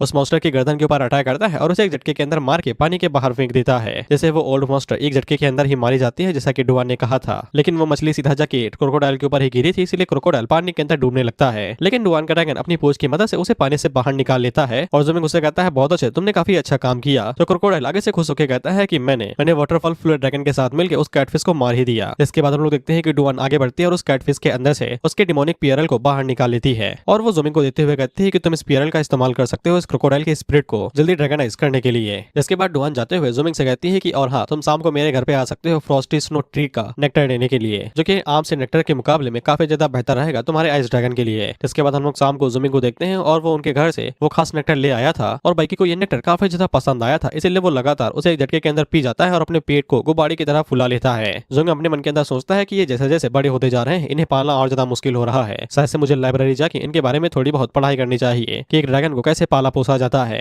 इसके बाद ज़ूमिंग अपने ड्रैगन के बारे में पढ़ाई करता है तो फिर उसे पता चलता है कि सिल्वर मून विंग्ड ड्रैगन और स्टार विंड आइस ड्रैगन दोनों का ग्रोथ रेट काफी ज्यादा होता है, यानी कि बाइकी जैसे ड्रैगन 1 साल या फिर 1.5 साल के अंदर ही अपनी इन्फेंट फेज से ग्रोथ फेज के अंदर जा सकते हैं। इसलिए ज़ूमिंग को समझ में आ जाता है कि उसे जितने जल्दी हो सके उतनी जल्दी काफी ज्यादा मात्रा में नेक्टर को इकट्ठा करना ही पड़ेगा। साथ ही में ज़ूमिंग को यह भी पता चलता है जो फ्रॉस्टी स्नो ट्री का नेक्टर होता है वो आम नेक्टर के मुकाबले में काफी ज्यादा प्योर होता है, इसलिए उसको खिलाने से ग्रोथ रेट को काफी ज्यादा बढ़ा देता है 20 दिन के आसपास। लेकिन ज़ूमिंग को यह चीज पता नहीं चलती है कि उस डिमोनिक पियरल को खाने के बाद क्रोकोडाइल की भूख इतनी ज्यादा क्यों बढ़ गई है। उसी टाइम पे ज़ूमिंग की नजर एक खास बुक के ऊपर पड़ती है जिसके ऊपर पैसा बनाने की तरकीब लिखी हुई थी कि ड्रैगन्स जनरली काफी ज्यादा बड़े होते हैं और इनका इस्तेमाल गोल्ड और सिल्वर कलेक्ट करने के लिए किया जा सकता है, इसलिए ड्रैगन्स के जो लेयर या फिर स्किल्स होते हैं उन्हें लूट के पैसा काफी ज्यादा कमाया जा सकता है। लेकिन उसी टाइम पे ज़ूमिंग की मुलाकात दोबारा नैन से हो जाती है। ज़ूमिंग को शुरुआत में लगता है कि ये नानिये या फिर जुंजी हो सकती है, लेकिन इसके बावजूद वो अपने लक को ट्राई करता है और नानिये को जुंजी समझ से उससे कहता है कि तुम मुझसे मिलने के लिए आई हो क्या। हालांकि नानिये उसे कहती है कि मैं तुझसे मिलने के लिए नहीं बल्कि मारने के लिए आई हूँ, और अगर तुम लोगों को लगता है कि ये डिफरेंस क्यों नहीं देख पा रहा है दोनों बहनों के बीच में तो इनकी शकल सूरत फिगर विगर सब कुछ एक बराबर है हेयर स्टाइल को छोड़ के, और लड़कियां कभी भी अपना हेयर स्टाइल चेंज कर सकती है माय ब्रदर। इसलिए ज़ूमिंग नानिये से कहता है युंजी अगर तुम मुझे इसलिए मारना चाहती हो क्योंकि मैंने तुम्हारी रेपुटेशन को बर्बाद कर दिया तो फिर तुमने ये पहले क्यों नहीं किया, क्योंकि युंजी की रासलीला हर किसी को पता है। इसलिए नानिये उसे कहती है कि तुम्हें पाल के बस मुझे ऐसा लग रहा है कि मैं हर दिन जहरीले कांटे अपने अंदर घुसा रही हूँ और ये किसी बड़े दर्द और टॉर्चर से कम नहीं है, इसलिए मैंने सोचा कि आज मैं तुम्हें आके खुद ही खत्म क्यों नहीं कर देती हूँ। इस पे रोमांटिक लाइन पीलते हुए कहता है मुझे समझ में आया कि भगवान हमारे साथ खेल रहा है, मैं यहाँ पे छुप के ड्रैगन्स को पाल पोस रहा हूँ और तुम वहाँ बाहर रह के दूसरे लोगों की गंदी बातें सुन रही हो। नानिये उससे कहती है कोई आखिरी ख्वाहिश। तो ज़ूमिंग आगे से कहता है कि मुझे लगा था कि तुम दूसरी लड़कियों से अलग होगी जो गुस्से को खुद के ऊपर हावी नहीं होने दोगी इतनी ज्यादा बेइज्जती के बावजूद,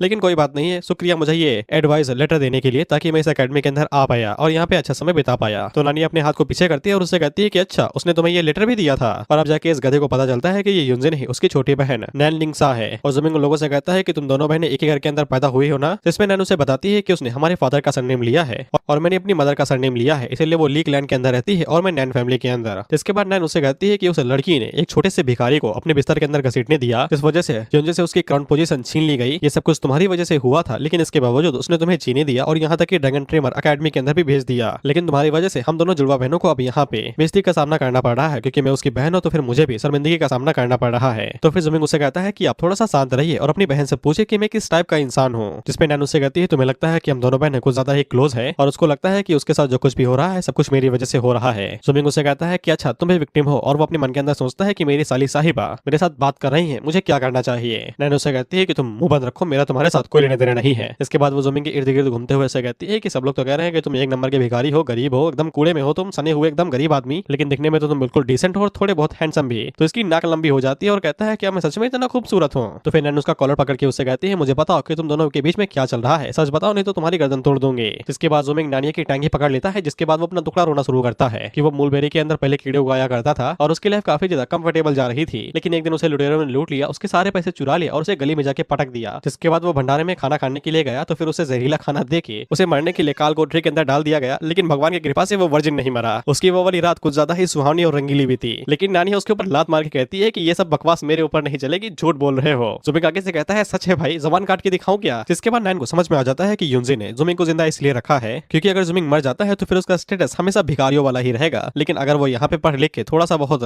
ड्रैगन टीमिंग के बारे में सीख लेता है और सबसे कमजोर ड्रैगन टीमर बन जाता है, लेकिन इसके बावजूद उसका स्टेटस गरीबों वाला नहीं रहेगा और इसी तरीके से वो अपनी क्राउन प्रिंसेस वाले रेपुटेशन को वापस पा सकती है बिना हाथ गंदे करे। जिसके बाद वो अपना मुखौटा पहनती है और वहां से चली जाती है, जुमिंग से कहते हुए कि अपना ख्याल रखो। वहीं पे कुछ लौंडे थे जो कि लू साओ के बारे में ही बात कर रहे थे कि उसने ऐसा वैसा वैसा वैसा कर दिया। बेसिकली वो पावरफुल है इतनी समय, इसलिए सब उसी के बारे में चर्चा कर रहे हैं और वैसे भी वो सिटी को डिस्ट्रॉय करने के लिए जा रहा है। जुमिंग भी इन सभी बातों को काफी ज्यादा गौर से सुन रहा था। उसी टाइम पे बाइकी बाहर निकलता है और वो जुमिंग से अपनी ही भाषा में कहता है कि निराश क्यों होते हो दोस्त, तुम भी बहुत बड़े जीनियस हो। जिसे जुमिंग मोटिवेट हो जाता है, जिसके बाद वो चिल्लाते हुए कहता है कि हम लोग बहुत जल्द ही ड्रैगन लॉर्ड रैंक पे पहुंच जाएंगे। जिसके बाद हम लोग जुमिंग को देखते हैं जो कि क्रोकोडाइल के साथ बैठा हुआ था और वो उसको बता रहा था कि एक ड्रैगन को पालने पोसने में बहुत ज्यादा मेहनत लगती है और जो फैमिली आर्मर बनाने के लिए काफी ज्यादा फेमस है, यानी कि जुमिंग की फैमिली, क्योंकि एक ड्रैगन आर्मर को ढूंढना काफी ज्यादा मुश्किल होता है, लेकिन जो फैमिली इसमें बहुत ही ज्यादा परफेक्ट है। जिससे क्रोकोडाइल खुश हो जाता है और वो पूछता है सच में मालिक। तो जुमिंग आगे से बताता है हाँ, लेकिन मेरी करने की कोई भी ये इच्छा नहीं है और वैसे भी मैं अपनी फैमिली के क्राफ्ट स्किल के अंदर इतना ज्यादा हाई लेवल पे नहीं हूँ, लेकिन चिंता न करो, थोड़ी बहुत मेहनत के बाद मुझे पक्का यकीन है कि मैं तुम्हारे लिए इंडेस्ट्रक्टेबल आर्मर बना सकता हूँ। इसलिए मैं कल सुबह ही ड्रैगन सिटी जा रहा हूँ कोई स्किल सीखने के लिए, ताकि मैं अपनी स्किल को और ज्यादा बेहतर कर सकूं और इसी बहाने मैं तुम्हारे लिए खाना भी खरीद लाऊंगा। जिसके अगले ही दिन हम लोग देखते हैं कि जुमिंग की आत्मा उसका शरीर छोड़ चुकी थी, क्योंकि अब इसकी बॉडी पहले की तरह स्ट्रॉन्ग नहीं थी, इसके हाथ पैर जो टूट चुके हैं, इसलिए 3-4 हथौड़ा चलाने के बाद ही इनकी आत्मा बाहर आ गई। लेकिन जब जुमिंग अपने बनाए गए आर्मर को देखता है तो वो काफी ज्यादा अच्छा लग रहा था। जुमिंग यही सोचता है कि अगर वो इस आर्मर को किसी सोल्जर को बेच देता है तो फिर उनके खाने भर के पैसे निकल आएंगे। सत्य में जुमिंग को यह भी यकीन हो गया था कि अगर वो ट्राई करे तो फिर वो एक ड्रैगन आर्मर बना सकता है। जब जुमिंग बाहर निकलता है तो फिर उसे दिखाई देता है कि क्रोकोडाइल ने सक्सेसफुली उस 200 साल पुरानी डिमोनिक पियरल को निगल लिया है, तो फिर वो अपना असर दिखाने लगा है और वो पहले से और ज्यादा बड़ा हो गया है। जुमिंग उसको देख के उसकी तारीफ करता है और उससे कहता है कि तुम बहुत ज्यादा जल्दी जल्दी बड़े हो रहे हो, लेकिन माफ करना दोस्त, मुझे किसी काम से ट्रिप पे जाना है तो फिर तुम्हें कुछ दिनों तक अकेले रहना पड़ेगा। क्रोकोडाइल से काफी ज्यादा नाराज हो गया था, तो जुमिंग उससे कहता है निराश ना हो। जिसके बाद वो उसकी पूंछ के ऊपर एक कॉलर लगा देता है और उसे कहता है कि ये मैंने बनाया है, अब तुम्हें कोई भी जंगली क्रोकोडाइल नहीं समझेगा। इसके बाद जुमिंग वहां से जाते हुए कहता है कि तुम अपनी ट्रेनिंग न भूलना, हर दिन ट्रेनिंग करना और वहाँ पे एक डार्क गर्ल होगी जो तुम्हें खाना खिला देगी। तो फिर क्रोकोडाइल काफी ज्यादा खुश हो जाता है। जिसके बाद हम लोग रॉयल कोर्ट को देखते हैं और यहाँ पे 2 शादियां अनाउंस होने वाली थी। यहाँ पे कई सारी फैमिलीज की यंग मिस्ट्रेस जो भी हो यार आई हुई थी। इसके बाद सबसे पहले शादी अनाउंस करी जाती है जो कि गई तेल लेने, मुझे नहीं पता भाई, मैं नहीं बताऊंगा, लेकिन जो सेकंड शादी थी वो युनजी की थी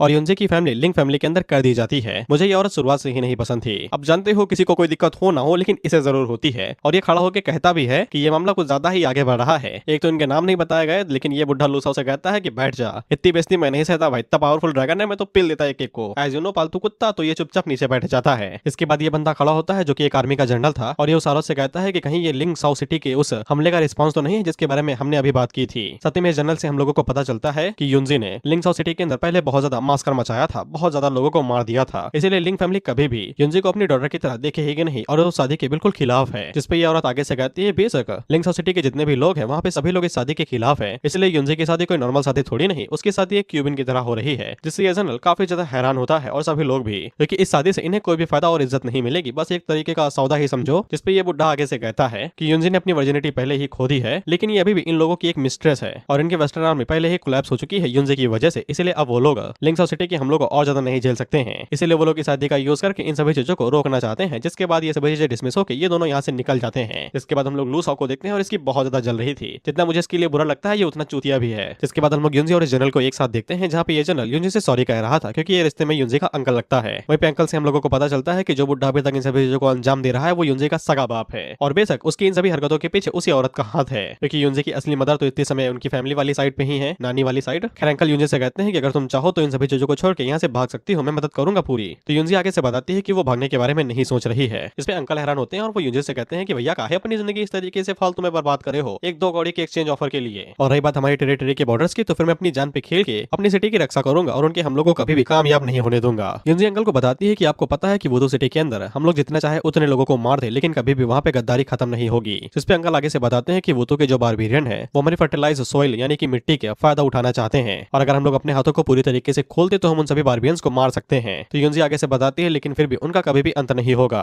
तो अंकल उसे कहते हैं कि तुम्हें खुद की चिंता करनी चाहिए, लेकिन यूनजे ने फैसला कर लिया था कि वो भागेगी नहीं, उसके पास दूसरे प्लान्स हैं। इसके बाद हम लोग जूमिंग और बाकी ट्रेनर्स को देखते हैं और ये जिस ट्रिप पे आए थे वो दरअसल यहाँ पे एक अज़ूर ड्रैगन को पकड़ने वाली ट्रिप थी। ये लोग यहाँ पे अज़ूर ड्रैगन्स को कैप्चर करने के लिए आए थे। इनकी बातों से हमें पता चलता है कि अज़ूर ड्रैगन भले ही सेम ब्लड लाइन के हो, लेकिन उनके पास अलग अलग एबिलिटीज रहती हैं और वो किस टाइप की एबिलिटी को अवेकन करेंगे ये उनके पालन पोषण पे डिपेंड करता है। यहाँ तक कि कुछ ऐसे अज़ूर ड्रैगन है जो कि क्लाउड्स और रेन भी बना सकते हैं, और कुछ ऐसे भी हैं जो कि दूसरों के ऊपर कर्ज भी डाल सकते हैं। जूमिंग यहाँ पे अपने ड्रैगन्स के बारे में सोचता है कि क्रोकोडाइल के पास एशियन ड्रैगन की ब्लड लाइन होगी और अपने हैवी आर्मर के साथ में वो फ्यूचर में इनविंसिबल बन जाएगा। वहीं पे बाकी के बारे में तुम्हें पता ही है कि उसके पास अज़ूर ड्रैगन और ग्रेट ड्रैगन की ब्लड लाइन है, लेकिन जूमिंग इस बारे में सोच रहा है कि वो किस टाइप की मिस्टिक आर्ट्स को डेवलप करेगा। लेकिन इन लोगों को बाद में पता चलता है कि ये लोग आगे बढ़ने से पहले ग्लोरी वैली सिटी के अंदर रुकने वाले हैं। अब इन लोगों को यहाँ पे रुकने का बस एक ही मकसद है कि यहाँ पे टीचर डुआन और एक दूसरे टीचर हैं और वो दोनों मिलकर अपने अज़ूर ड्रैगन के साथ में यहाँ पे बरसात करवाएंगे, जिससे जो सोल्जर्स फ्रंट लाइन के ऊपर फाइट कर रहे हैं वो तो सोल्जर्स के साथ में उनके पास रीसप्लाई हो जाएगी। और यहाँ पे कुछ फार्मर्स हैं जिनके खेत सो चुके हैं और उन्हें पानी की जरूरत है, और ये बंदा जिसका नाम कियान जंग है ये ग्लोरी वैली सिटी का सिटी लॉर्ड है। जिसके बाद ये उन लोगों को उनके रूम के बारे में बताता है और सभी लोग अपने रूम की तरफ आगे बढ़ने लगते हैं। वहीं पे हम लोग जूमिंग को देखते हैं जो कि वॉर को देखते हुए लू साओ के बारे में सोच रहा था कि ये पहले से ज्यादा शक्तिशाली हो गया है, अगर इसको मेरे और यूनजे के अफेयर के बारे में पता चल गया तो ये मुझे मारने के लिए ही आएगा।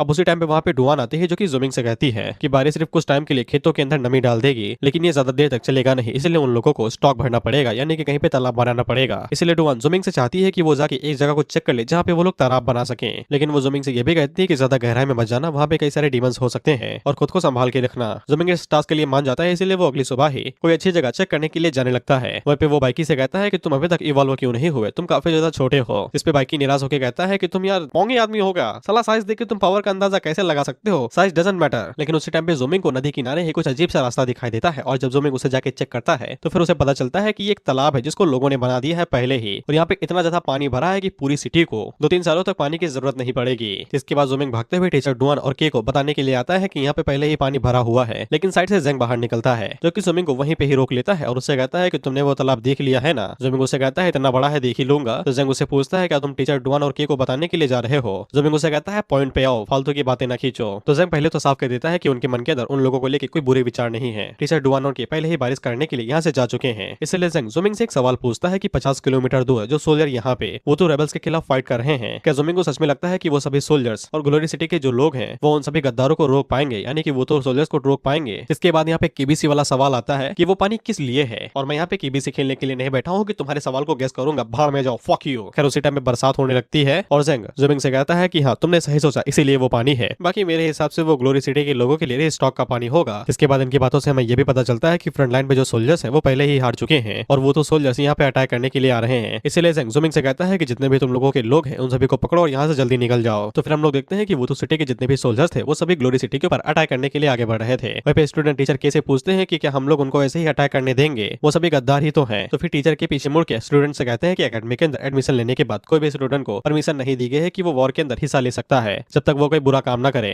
तो मैं रूल्स के बारे में पता है तो मुंह दबा के बैठो। जिस पे स्टूडेंट आगे से कहते हैं कि वो सभी लोग बुरे लोग ही तो हैं जो कि हमारी सिटी की टेरिटरी के ऊपर अटैक कर रहे हैं, उनके ऊपर दया दिखाने का कोई भी फायदा नहीं है। तो डुआन आगे से बिल्कुल एक साफ चीज कहती है जो बिल्कुल सत्य है कि वो कोई जानवर नहीं है, वो भी सिर्फ जिंदा रहने की कोशिश कर रहे हैं। लेकिन हमें बाद में पता चलता है कि जो पानी वहाँ पे लेक के अंदर था वो कोई रीस्टॉक नहीं था, बल्कि उसे एक हमले की तरह यूज किया जा रहा था। जैसे ही पानी ज्यादा ओवरफ्लो होता है बरसात की वजह से तो वो बहुत ही ज्यादा बहाव में नीचे की तरफ बहता है और कई सारे सोल्जर्स को बहा के ले जाता है। सभी लोग इसी बारे में सोच रहे थे कि ये किसी चमत्कार से कम नहीं है कि पानी इतना ज्यादा ओवरफ्लो हो गया और इतनी आर्मी को ले डूबा। लेकिन जूमिंग को पता था कि जिंग ने ये सब कुछ पहले से ही प्लान करके रखा था ताकि वो आर्मी को थोड़ा बहुत रजिस्ट कर सके। इसके बाद जूमिंग पीछे मुड़ के टीचर के से कहता है कि उन लोगों को जितनी जल्दी हो सके उतनी जल्दी सिटी लॉर्ड को इस बारे में बताना पड़ेगा, नहीं तो पूरी ग्लोरी सिटी डिस्ट्रॉय हो जाएगी वो दो रेबेल्स के हाथों। टीचर के उससे पूछते हैं कि तुम्हें इतना सब कुछ कैसे पता है, लेकिन डुआन को पता था कि अभी फालतू के सवाल जवाब का टाइम नहीं है, इसलिए वो जूमिंग से कहती है कि हमारे साथ चलो सब कुछ बताने के लिए। इसके बाद ये तीनों पंछी पे बैठ के ड्रैगन सिटी जा ही रहे थे कि उसी टाइम पे साइड से लो साओ निकलता है जो कि इन लोगों के ऊपर अटैक ही कर देता है, जिससे ये लोग नीचे जाके गिरते हैं। जिसके बाद ये लोग खुद को संभालते हैं और खड़े हो जाते हैं वहीं पे डुआन अपने फ्लूइड ड्रैगन को बाहर निकाल लेती है। वहीं पे लूसाओ ज़ूमिंग से कहता है, अरे वाह तुम भी यहाँ पे हो, अच्छी बात है कि तुम सभी एक साथ मरने वाले हो। ज़ूमिंग उससे कहता है कि तुम गद्दारी काहे कर रहे हो, तुम्हें तो सिटी लॉर्ड को इस बारे में बताना चाहिए। तो फिर लूसाओ का सिंपल सा जवाब कि मैंने ली क्लैन के लिए कुत्ते और गाय की तरह काम किया, लेकिन इसके बावजूद उन लोगों ने उस औरत को जिसे मैं प्यार करता था किसी और को दे दिया, तो फिर रिपोर्ट करने का क्या ही फायदा है, बल्कि मैं तो उन मैसेंजर्स को भी मारने वाला हूँ जो रिपोर्ट करने के लिए जा रहे हैं। आई लाइक द एटीट्यूड, लेकिन ये रॉन्ग डायरेक्शन में है। तुम्हें उन्हें काटना चाहिए था जिन्होंने तुम्हें लात मारी है, ना कि उन्हें जिन्होंने कुछ किया ही नहीं। By the way love is awesome thing, can do anything. इसके बाद टीचर के उसके ऊपर अटैक कर देते हैं, ये कहते हुए गद्दारी कर बे। उनका ईगल लूसाओ के फायर ड्रैगन के ऊपर अटैक करने की कोशिश करता है और साइड से डुआन का अज़ूरे ड्रैगन भी, जो कि ईगल की मदद करता है और उसके फायर अटैक को काफी हद तक रोक देता है। वहीं पे लूसाओ का फायर ड्रैगन आगे से जमने लगा था, लेकिन इसके बावजूद वो बर्फ से बाहर निकलता है और ईगल के गर्दन के ऊपर अटैक करके उसे मार देता है। तो फिर साइड से फ्लूइड ड्रैगन बाहर निकलता है, जो कि फायर ड्रैगन को कस के जकड़ लेता है, लेकिन फायर ड्रैगन को ज्यादा ही स्ट्रॉन्ग था, इसलिए वो एक झटका मारता है जिससे फ्लूइड ड्रैगन नीचे जाके गिरता है। और जैसा कि तुम्हें पता है कि सोल कॉन्ट्रैक्ट ड्रैगन और मास्टर के बीच में होता है, अगर ड्रैगन को चोट लगे तो मास्टर को भी होगा, तो उनका असर हम लोग टीचर के और डुआन के ऊपर देख पाते हैं।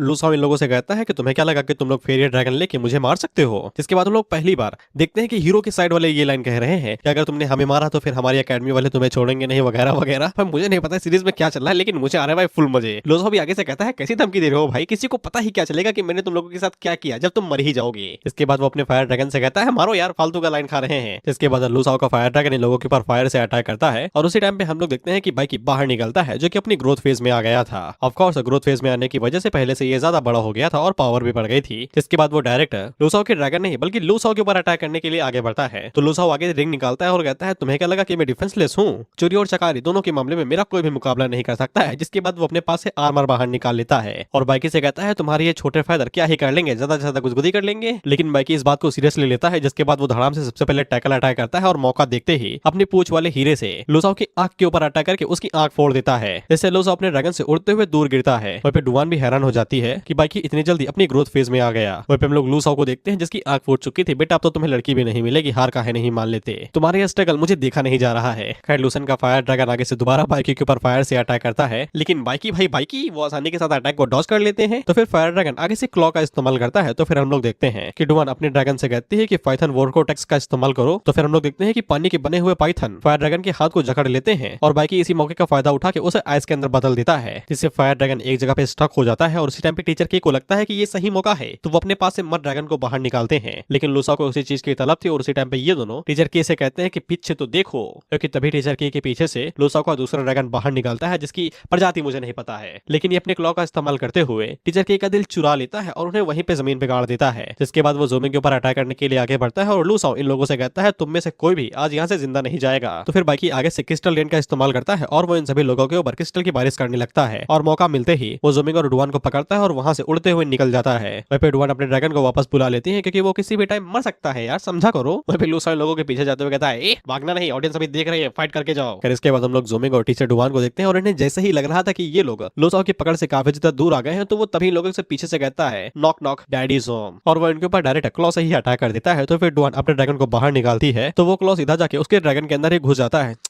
बेचारा फ्री में मार दिया गया। खैर वही सोल कॉन्ट्रैक्ट है तो डुआन के ऊपर भी असर होता है। खैर ज़ूमिंग टीचर डुआन को संभालता है और बाइकी से कहता है कि तुम जैसा ही थकने लगो तो फिर विंड ग्लाइड का इस्तेमाल करना। और वो दोनों ही अपने मन के अंदर सोचते हैं कि आज का बदला तो 10 गुना लेना ही लेना है, साला स्क्रीन टाइम इन लोगों ने खाया है हमसे ज्यादा। वहीं पर हम लोग बाइकी के ड्रैगन को देखते हैं और पता नहीं इसे क्या चुलमुस्ती है, तो ये डुआन के ड्रैगन के ऊपर काठी लेता है और उसे नदी के अंदर फेंक देता है। तो फिर हम लोग फ्लूइड ड्रैगन को देखते हैं जो कि नदी में बहते हुए झरने की तरफ आगे बढ़ने लगता है। जिसके बाद हम लोग झरने के नीचे फैंग को देखते हैं जो कि क्रोकोडाइल को ट्रेनिंग करवा रही थी और ये क्रोकोडाइल को फालतू में ताना मार रही थी कि मोटा है साले, कसरत किया कर। क्रोकोडाइल भी आगे से चिल्लाते हुए कहता है कि खुद को देख लेंडी प्रो मैक्स, हवा आएगी उड़ जाएगी। जैंग उससे कहती है कि मैं तुम्हें 2 दिनों से लगातार सिल्क वर्म खिला रही हूँ, खाना पानी बियर सब कुछ दे रही हूँ, लेकिन तुम फिर भी मेरे लिए 2-3 मछलियां नहीं पकड़ पा रहे हो। उसी टाइम पे फ्लोर ड्रैगन नीचे से बह के आता है तो क्रोकोडाइल उसके पास जाके कहता है, ब्रदर तुम्हें क्या हुआ, तुम्हारे साथ क्या किया है किसी ने। वहीं पे अचानक से खून की महक फैल जाने की वजह से आसपास के जो भी क्रिएचर थे वो सभी बाहर निकल के आ जाते हैं। फैंग क्रोकोडाइल से कहती है कि ये सभी फ्लोर ड्रैगन के मीट को खाना चाहते हैं खुद को ताकतवर बनाने के लिए। तो फिर क्रोकोडाइल आगे से प्रोटेक्ट करने के लिए रेडी हो जाता है अपने बड़े भाई को, भाईचारा ऑन टॉप। इसलिए जैसे ही कोई फ्लोर ड्रैगन के ऊपर अटैक करने की कोशिश कर रहा था तो क्रोकोडाइल उसे 20 से चीर देता। जिसके बाद क्रोकोडाइल एक एक करके पन्ने के अंदर जितने भी क्रिएचर थे उन्हें मारने लगता है। तभी पीछे से एक टोड फ्लोर ड्रैगन के ऊपर अटैक करने के लिए आगे बढ़ता है तो क्रोकोडाइल उसके ऊपर अटैक करता है और उसे 20 से ही चीर देता है हॉर्न का इस्तेमाल करते हुए। इसके बाद क्रोकोडाइल ब्रेक ब्रदर के पास जाता है और उससे कहता है, boy what happened to you, क्या तुम ठीक हो। इसमें फ्लोर ड्रैगन आगे से कहता है, आते अटक गई है साले, मरने वाला हूँ। तो क्रोकोडाइल उससे कहता है, तुम ऐसे नहीं मर सकते, सिर्फ मैं ही एक हूँ दुनिया के अंदर जो तुम्हें हरा सकता है, तुम्हें मुझसे हार के ही मरना है। खैर फैंग क्रोकोडाइल से कहती है, मैं जल्द जल्दी से जाती हूँ और बैकअप लेके आती हूँ, तब तक तुम यहीं पे रुको। इसके बाद हम लोग डॉक्टर हॉल को देखते हैं, लेकिन उसे इनफार्मरी नहीं बोला जाता भाई। खैर ज़ूमिंग यहाँ पे टीचर डुवान को डॉक्टर के पास ले आया था, तो डॉक्टर आगे से बताता है कि इसे सोल अटैक हुआ है, इसलिए ये बेहोश हो चुकी है। ज़ूमिंग आगे से कहता है कि ये हमेशा कोमा में ही रहेगी क्या? डॉक्टर आगे से बताता है कि ये कोमा सिंपल वाला कोमा नहीं है, अगर तुम थोड़ी देर और कर देते तो ये मारी ही जाती, क्योंकि अब ये यहाँ पे आ ही चुकी है, तो फिर हम लोग पूरा बेस्ट ट्राई करेंगे इन्हें ठीक करने के लिए। जिसके बाद डॉक्टर उसे कहता है कि तुम जिस काम से यहाँ पे आए थे तो फिर तुम्हें रॉयल कोर्ट जाना चाहिए और इस मैटर के बारे में बताना चाहिए। लेकिन उसी टाइम वहाँ पे कोई दूसरा कैरेक्टर आता है जो कि ज़ूमिंग से बताता है कि इसमें ये तो कोमा में है, लेकिन तुम्हारा क्रोकोडाइल कई सारे स्पिरिट से वहाँ पे घिरा हुआ है, तुम्हें जल्दी से वाटरफॉल की तरफ जाना चाहिए। तो फिर ज़ूमिंग जल्दी से बाकी को बाहर निकालता है और वाटरफॉल की तरफ आगे बढ़ने लगता है। इधर हम लोग क्रोकोडाइल को देखते हैं जो कि अभी भी बाकी बचे सी क्रीचर्स के साथ फाइट करने की कोशिश कर रहा था और ड्रैगन को बचाने की कोशिश कर रहा था। उसी टाइम में वहाँ पे ज़ूमिंग और बाकी आ जाते हैं, जिनको देख के क्रोकोडाइल काफी ज्यादा खुश हो जाता है। ज़ूमिंग जल्दी से बाकी से कहता है कि जल्दी से उन सभी को मारो, क्रोकोडाइल और ड्रैगन को बचा लो। तो फिर बाकी जल्दी से आइस मैजिक का यूज करता है और वो पूरे पानी को ही जमा देता है। इसे जितने भी क्रीचर पानी के अंदर थे वो सभी जम के मारे जाते हैं। इसके बाद ज़ूमिंग क्रोकोडाइल से कहता है कि तुमने बहुत अच्छा काम किया दोस्त, तुम्हारी मेहनत की वजह से ड्रैगन अभी भी जिंदा है। इसके बाद हम लोग ज़ूमिंग को देखते हैं जो कि क्रोकोडाइल को ड्रैगन के पास डॉक्टर के पास ले आता है और उससे कहता है कि मैं किसी काम से जा रहा हूँ, बहुत जल्दी वापस आ जाऊंगा। इसके बाद वो बाइकी को निकालता है और ली फैमिली के पैलेस की तरफ आगे बढ़ने लगता है। वहीं पे एक लड़की क्रोकोडाइल के पास बैठ जाती है और उसकी बॉडी को देखते हुए कहती है कि चोटें तो काफी ज्यादा गंभीर थी, इतनी जल्दी ठीक कैसे होने लगी? तो क्रोकोडाइल की लाइनें देखो, बाबू मैं कोई लड़की नहीं हूँ, लड़का हूँ, लड़का मर्द। लेकिन उसी टाइम पे उस लड़की की नजर जब क्रोकोडाइल की बॉडी के ऊपर पड़ती है तो फिर उसकी स्किन निकल रही थी जिससे सांप की निकलती है। वो लड़की भी हैरान होकर क्रोकोडाइल से पूछती है क्या तुम एक सांप हो, तुम्हारी बॉडी ये शेडिंग क्यों कर रही है? वहीं पे जब क्रोकोडाइल पीछे मुड़ के अपनी शेड स्किन को देखता है तो ये भी चिल्लाते हुए कहता है इसका क्या मतलब है, क्या मेरी बॉडी मर रही है, क्या मैं मरने वाला हूँ? नो मोर बूब्स। वो लड़की क्रोकोडाइल से कहती है कि घबराओ नहीं, तुम्हारे खून के अंदर तो लाइट भी है, यानी कि गर्माहट। इसको देख के क्रोकोडाइल आगे से चिल्लाते हुए कहता है अब तो मैं पक्का गया, ये तो ठीक ही नहीं हो सकती है मेरी ठरक, हाय। वो लड़की पीछे मुड़ के अपने मास्टर से कहती है कि आप इस काले क्रोकोडाइल को चेक कर सकते हैं, ये मरने वाला है। इस पे ड्रैगन पीछे मुड़ के कहता है इतना घबरा काहे रहे हो बच्चा, क्या तुमने कभी किसी चीज को ड्रैगनाइजिंग करते हुए नहीं दिखा है? जिसपे वो लड़की हैरान होकर क्रोकोडाइल की तरफ इशारा करते हुए कहती है ये हरामी कॉकरोच, आपको लगता है कि ये ड्रैगनाइज हो रहा है? तो फिर डॉक्टर उस लड़की से कहता है कि ज्यादा हैरान नहीं हो, डुवान की फैमिली के अंदर जाओ और उन्हें डुवान के हालात के बारे में बताओ। जिसपे ये लड़की आगे से रोने लगती है और सारी नाक अपने टीचर के कपड़ों के ऊपर लगाती है और उनसे कहती है कि फैमिली को बताने की क्या जरूरत है, वो सिस्टर डुवान को मरते हुए नहीं देख सकती है। टीचर उसे कहता है पहले तो ये नाक हटाओ अच्छी, और दूसरी बात ये कि उसकी सोल बहुत ही ज्यादा डैमेज हो गई है, अगर उसकी फैमिली को इस बारे में पता नहीं चला तो फिर हम लोग मेडिसिन कहाँ से लेके आएंगे उसके लिए? उनकी फैमिली को बताओ कि वो लोग उसके लिए स्पिरिट मेडिसिन ढूंढे, हम उनके लिए कुछ नहीं करेंगे, नहीं तो उसे बोल दो भैया टाटा बाय बाय, वो कॉमिक में दोबारा नहीं दिखाई देगी। जिससे ये लड़की खुश होती है कि डुवान को बचाया जा सकता है अगर वो लोग स्पिरिट मेडिसिन को ढूंढ लेते हैं। तो डॉक्टर आगे से बताता है फिर भी आधा साल लग जाएगा उसे पूरी तरीके से ठीक होने में, ये तो कहो उसका ड्रैगन जिंदा है, नहीं तो वो मारी ही जाती। अब यहाँ पे चीजों को थोड़ा सा फास्ट फॉरवर्ड करता हूँ, हम लोग ज़ूमिंग को देखते हैं जो कि डायरेक्ट सिटी के पास आ जाता है और वो जैसे ही लैंड होता है तो सोल्जर्स उसे चारों तरफ से घेर लेते हैं। ज़ूमिंग को ये बात बिल्कुल भी समझ में नहीं आती कि ब्राइडल पार्टी यानी कि शादी समारोह के लिए इतनी ज्यादा सिक्योरिटी क्यों। खैर वो लोग ज़ूमिंग को चेक करते हैं और उसे पूछताछ करते हैं। ज़ूमिंग आगे से बताता है कि वो यहाँ पे सिर्फ खाना लेने के लिए आया है, लेकिन इसके बावजूद वो लोग उसे लात मार के वहाँ से भगा देते हैं। तो ज़ूमिंग अपनी तशरीफ उठा के वहाँ से चला जाता है बस 2-3 कदम, ताकि वो इनकी बातें सुन सके। ज़ूमिंग इनकी बातें सुनता है तो फिर उसे पता चलता है कि ये लोग जानबूझ के यहाँ पे किसी भी अरे गहरे को आने नहीं दे रहे हैं, खासकर ड्रैगन मास्टर्स को, नहीं तो वो लोग इन लोगों का प्लान बर्बाद कर सकते हैं। ऐसे ज़ूमिंग को समझ में आ जाता है कि यहाँ पे दाल में काला नहीं, पूरी दाल ही काली है, साथ ही में बनाने वाला भी। इसके बाद अगला सीन 2 दिनों के बाद का होता है और हम लोग देखते हैं लिंग्स सिटी की तरफ से कुछ लोग यहाँ पे आते हैं जो साथ में गिफ्ट शिफ्ट भी लेके आए थे। वहीं पे युनजे का बाप आगे से कहता है आइए आइए तशरीफ फरमाइए, अब से एंसेस्टर सिटी और लिंक्स सिटी दोस्त हुए। जिस पे ये लिंक्स सिटी का कोई भी है साला मुझे फर्क नहीं पड़ता, आगे से कहता है कि वो लोग यहाँ पे सिर्फ नेगोशिएट करने के लिए आए हैं, लेकिन उसके अलावा इस एग्रीमेंट में थोड़ी बहुत गड़बड़ है, उसे उन लोगों को ठीक करना पड़ेगा। जिसके बाद इन लोगों की जो डिग्री थी जिसके अंदर सारी चीजें लिखी हुई थी उसे नीचे फेंक देता है और आगे से कहता है कि शादी के लिए जो गिफ्ट्स आप लोगों ने हमें भिजवाए थे वो तो ठीक है, लेकिन कुछ चीजें हैं जिन्हें इग्नोर कर दिया गया है और इस समय इसका जो रवैया है वो 7वें आसमान पे है, यही है यहाँ का दादा, ऐसा इसे लग रहा है। ये इन लोगों से कहता है एग्रीमेंट के हिसाब से हम लोगों को यहाँ पे 4 सिटी मिलनी थी जो कि वेस्ट के अंदर है, लेकिन तुमने हमें अभी तक कुछ भी नहीं दिया है और ना ही हमें अभी तक क्राउन प्रिंसेस से मिलने के लिए दिया है, यानी कि युनजे। जिस पे ये औरत जो मुझे बिल्कुल भी पसंद नहीं है कहती है कि वो सभी चीजें कंडीशन के अंदर नहीं थी, हमने युनजे के साथ सिर्फ क्यूबन के तौर पे की थी। तो ये आगे से कहता है ये सब क्या तेल लेने मुझे घंटा फर्क नहीं पड़ता है, मेरे कंडीशन के लिए हाँ बोलो नहीं तो काफी ज्यादा देर हो जाएगी। जिसपे ये सभी लोग बहुत ज्यादा भड़कते हैं और चिल्लाने लगते हैं, लेकिन ये बंदा आगे से गंदी सी जवान निकाल के फल को चाटते हुए कहता है उसको पहले से ही पता है कि उनके ईस्ट के साइड पे कई सारे रेबल आर्मी अटैक कर रही है, इसलिए वो लोग जितनी स्पीड से आगे बढ़ते जाएंगे एक एक करके सभी सिटीज को लूटते हुए जाएंगे। इसके बाद ये जो फ्रूट इसने खाया था उसे निकाल के बाहर थूक देता है और तुम इसे याद रखना क्योंकि ये इसी थूक को थूक के चाटेगा। खैर इन लोगों से सहन नहीं होता है तो ये लोग स्वॉर्ड वॉर्ड बाहर निकाल लेते हैं और उसे कहते हैं औकात में मुनवा, औकात में। तो ये आगे से कहता है ऐसा लगता है कि तुम लोग हमारे साथ नेगोशिएट ही नहीं करना चाहते और ना ही शांति समझौता करना चाहते हो, अगर ऐसा ही चलता रहा तो फिर हम लोग यहाँ से जा सकते हैं। अब उसी टाइम में वहाँ पे युनजे और ज़ूमिंग आते हैं और युनजे अपने आदमियों से कहते हैं कि खड़े हो जाओ, हमें जरूरत है किसी की। वहीं पे युनजे के हाथों में हम लोग देखते हैं कि एक बोरा भी था जिसके अंदर खून लगा हुआ था और वो अपने लोगों से कहते हैं कि साले को जिंदा रखना, ये मेरे किसी काम आ सकता है। वहीं वहीं पे इस हरामी का नाम यांग है जो कि यूनजे से कहता है कि अगर तुम इस तरीके से हमारे सिटी लॉर्ड से मिलती तो वो खुश होते, और रही बात कंडीशन की तो हम लोग पीछे नहीं हटने वाले, हमें वो 4 सिटी चाहिए ही चाहिए। जिस पे यूनजे उससे कहती है अच्छा मैं तुम्हारे लिए कुछ गिफ्ट लेके आया हूँ, जरा देखना चाहोगे अपने सिटी लॉर्ड के बिहाफ पे। जिस पे ये ससुरा मुस्कुराते हुए कहता है कि अगर आप कुछ भी देना है तो सुहागरात वाले दिन दीजिएगा, सिटी लॉर्ड के अलावा उसे और कोई नहीं दिखेगा। यूनजे उसे कहती है अकल के अंधे ये ले तेरा गिफ्ट। इसके बाद वो बोरे को नीचे फेंकती है, उसे कहती है खोलो बेटा देखो शायद से तुम्हें कोई चेहरा याद आ जाए। तो फिर भाई साहब जब बोरा खोलते हैं तो उनकी रूह कांप जाती है क्योंकि बोरे के अंदर 4 मुंडिया थी, और मुझे नहीं पता कि ये किसकी मुंडिया है पर मजा आ गया। इसके बाद ज़ूमिंग हम लोगों को यांग के प्लान के बारे में बताता है कि वो स्ट्रेटेजी का इस्तेमाल करके इन लोगों को बहकाना चाहता था, और उसी टाइम पे ये सीक्रेटली अपने कई सारे लोगों को इनकी जॉर्ज टेरिटरी के अंदर भेज के जो बॉर्डर के पास 4 वेस्टर्न सिटीज थी उनके ऊपर कब्जा करना चाहता था। लेकिन युनजे को इस बारे में पता चल गया और ये लोग जैसे ही जॉर्ज के पार निकले तो फिर युनजे ने अपने लोगों को वहां पे भेज के यांग ने जो भी लोग वहां पे भेजे थे सिटी के ऊपर अटैक करने के लिए उन सभी को मरवा दिया जिनकी लाशें शायद ये हैं। इसके बाद यांग का भांडा फूट जाता है और सभी लोगों को पता चल जाता है कि ये ट्रीटी सिर्फ नाम की ट्रीटी थी बल्कि सिटी बजाई जा रही थी। ट्रीटी एक एग्रीमेंट की तरह होता है जो कंट्रीज के बीच में किया जाता है, जैसे कि यूएसए और जापान के बीच में है कि जब भी जापान की फटेगी तो यूएसए मदद करने के लिए आएगा। इसके बाद यांग युनजे से कहता है कि तुम एक घटिया औरत हो, तुम्हें भाई सजा मिलेगी, नर्क में भी तुम तड़पोगी। युनजे उसे कहती है चल चल एक्टिंग छोड़, मैंने तुझको जिंदा रखा है सिर्फ इसलिए क्योंकि तू मेरे किसी काम का है। जिस पे ये आगे से खुश हो जाता है और युनजे से शुक्रिया कहता है उसको ना मारने के लिए। युनजे उसे कहती है कि ये शकल तूने जितनी भी देखी इनमें से किसी के लिए भी तेरे अंदर दया नहीं है। जिसके बाद युनजे उसे कहती है तुम्हारी लिंक फैमिली का यंग मास्टर अभी भी जिंदा है और ये मैसेज उस तक पहुंचा देना। जिसके बाद युनजे उसे कहती है कि चुपचाप नीचे बैठ और अपने इस टैलेंट का इस्तेमाल कर ताकि तू अपनी यंग मास्टर की जिंदगी बचा सके, और जो तूने अभी थूका है उसे खा। और अगर तुम्हें कुछ समझ में नहीं आया है तो युनजे ने इन लोगों से ट्रीटी साइन करवा ली है बिना इन्हें कुछ दिए, यानी कि शांति समझौता हो गया यंग मास्टर की जिंदगी के बदले में। जिसके बाद युनजे उस औरत की तरफ आगे बढ़ती है और सभी लोग उसकी तारीफ कर रहे थे कि तुमने बहुत ज्यादा कंट्रीब्यूट किया है।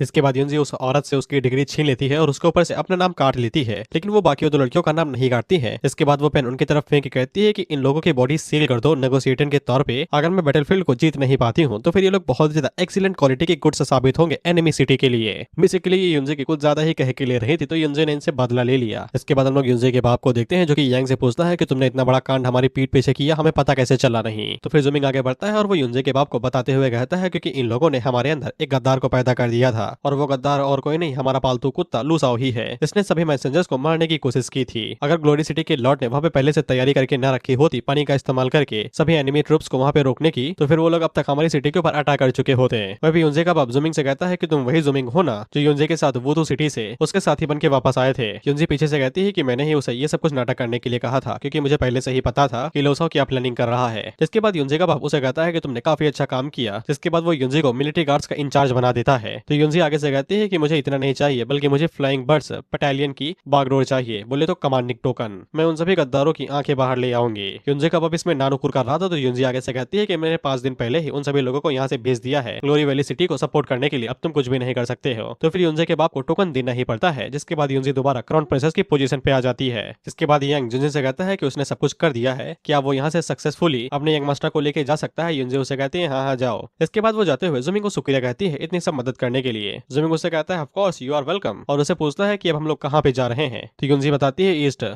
ग्लोरी वैली सिटी के लिए। जिसके बाद युनजी और ज़ूमिंग दोनों स्वॉर्ड के ऊपर बैठते हैं और उड़ते हुए सिटी की तरफ आगे बढ़ने लगते हैं। वहाँ पे कुछ लोगों की नजर उनके ऊपर पड़ती है तो वो लोग कहते हैं कि कोई स्वॉर्ड के ऊपर उड़ रहा है। तो फिर उसके अंकल या फिर फादर उसे बताते हैं कि वो डेमी गॉड है। वो बच्चा पूछता है कि ये क्या भला है, तो अंकल आगे से बताते हैं कि डेमी गॉड्स वो इंसान होते हैं जो कि इंसानों की लिमिट्स को सरपास कर देते हैं और उनके पास एक्स्ट्रा ऑर्डिनरी एबिलिटीज होती है, जैसे कोई एशियन पावरफुल बीइंग। जिसपे बच्चा कहता है कि मेरे को भी बनना है भैया डेमी गॉड। तो उसके फादर उसे बताते हैं कि जो डेमी गॉड्स होते हैं उनके पास इनहेरिटेड लेगेसी होती है एशियन गॉड की, और उनके पास यूनिक फिजिक भी होती है। इसलिए टसुए भागते हुए कहता है कि क्या मैं नहीं बन सकता। तो उसके फादर उससे कहते हैं निराश काहे होते हो, ये कुत्ता है ना तुम्हारा पालतू, इसे अच्छे से पालो पोसो, इसे ड्रैगन बना दो, तुम भी बन जाओगे पावरफुल एक असली ड्रैगन मास्टर। तो फिर बच्चे मन के सच्चे फालतू के सवाल पूछ के दिमाग के उड़ा देते हैं खरपच्चे। और ये बच्चा इस मोटो का जीता जागता प्रतिबिंब है। ये अपने बाप से पूछता है कि दोनों में से कौन शक्तिशाली होता है, डेमी गॉड या फिर ड्रैगन मास्टर। तो फिर फादर आगे से बताते हैं कि दोनों के पास ही अलग अलग एबिलिटीज होती हैं, दोनों स्ट्रॉन्ग और कमजोर होते हैं, लेकिन दोनों ही एक पावरफुल ड्रैगन मास्टर के अटैक को झेल नहीं सकते अगर ग्रुप में उनके ऊपर अटैक किया जाए। लेकिन डेमी गॉड्स के पास स्पिरिचुअल डिमेन नहीं होती है, जिस वजह से वो ड्रैगन को नहीं पाल पोस सकते हैं। जिस पे बच्चा आगे से कहता है कि फिर तो मैं ड्रैगन मास्टर बनूंगा और इस पालतू कुत्ते को पालूंगा। और शिट, ज़ूमिंग के पास दोनों एबिलिटीज हैं। इसके बाद हम लोग युनजी और ज़ूमिंग को देखते हैं जहाँ पे ज़ूमिंग अज्ञात अवस्था का कुछ ज्यादा ही फायदा उठा रहा था। वो ज़ूमिंग की कमर पकड़ के कहता है कि उसे ऊंचाई से डर लगता है। तो ज़ूमिंग उसके ऊपर लाठी मार देती है और कहती है कि मर जा, भला हो बाइकी का जो किसी भी कुत्ते से ज्यादा वफादार है। वो जल्दी से अपने साइज को चेंज करता है और ज़ूमिंग को नीचे गिरने से बचा लेता है। और हाँ, बाइकी के पास ये भी एबिलिटी है कि वो अपने साइज को इच्छा अनुसार बदल सकता है। इसके बाद दोनों लड़ते झगड़ते वैली तक पहुंचे जाते हैं, लेकिन वैली सिटी के लगे पड़े थे। हर तरफ आग लगी पड़ी थी।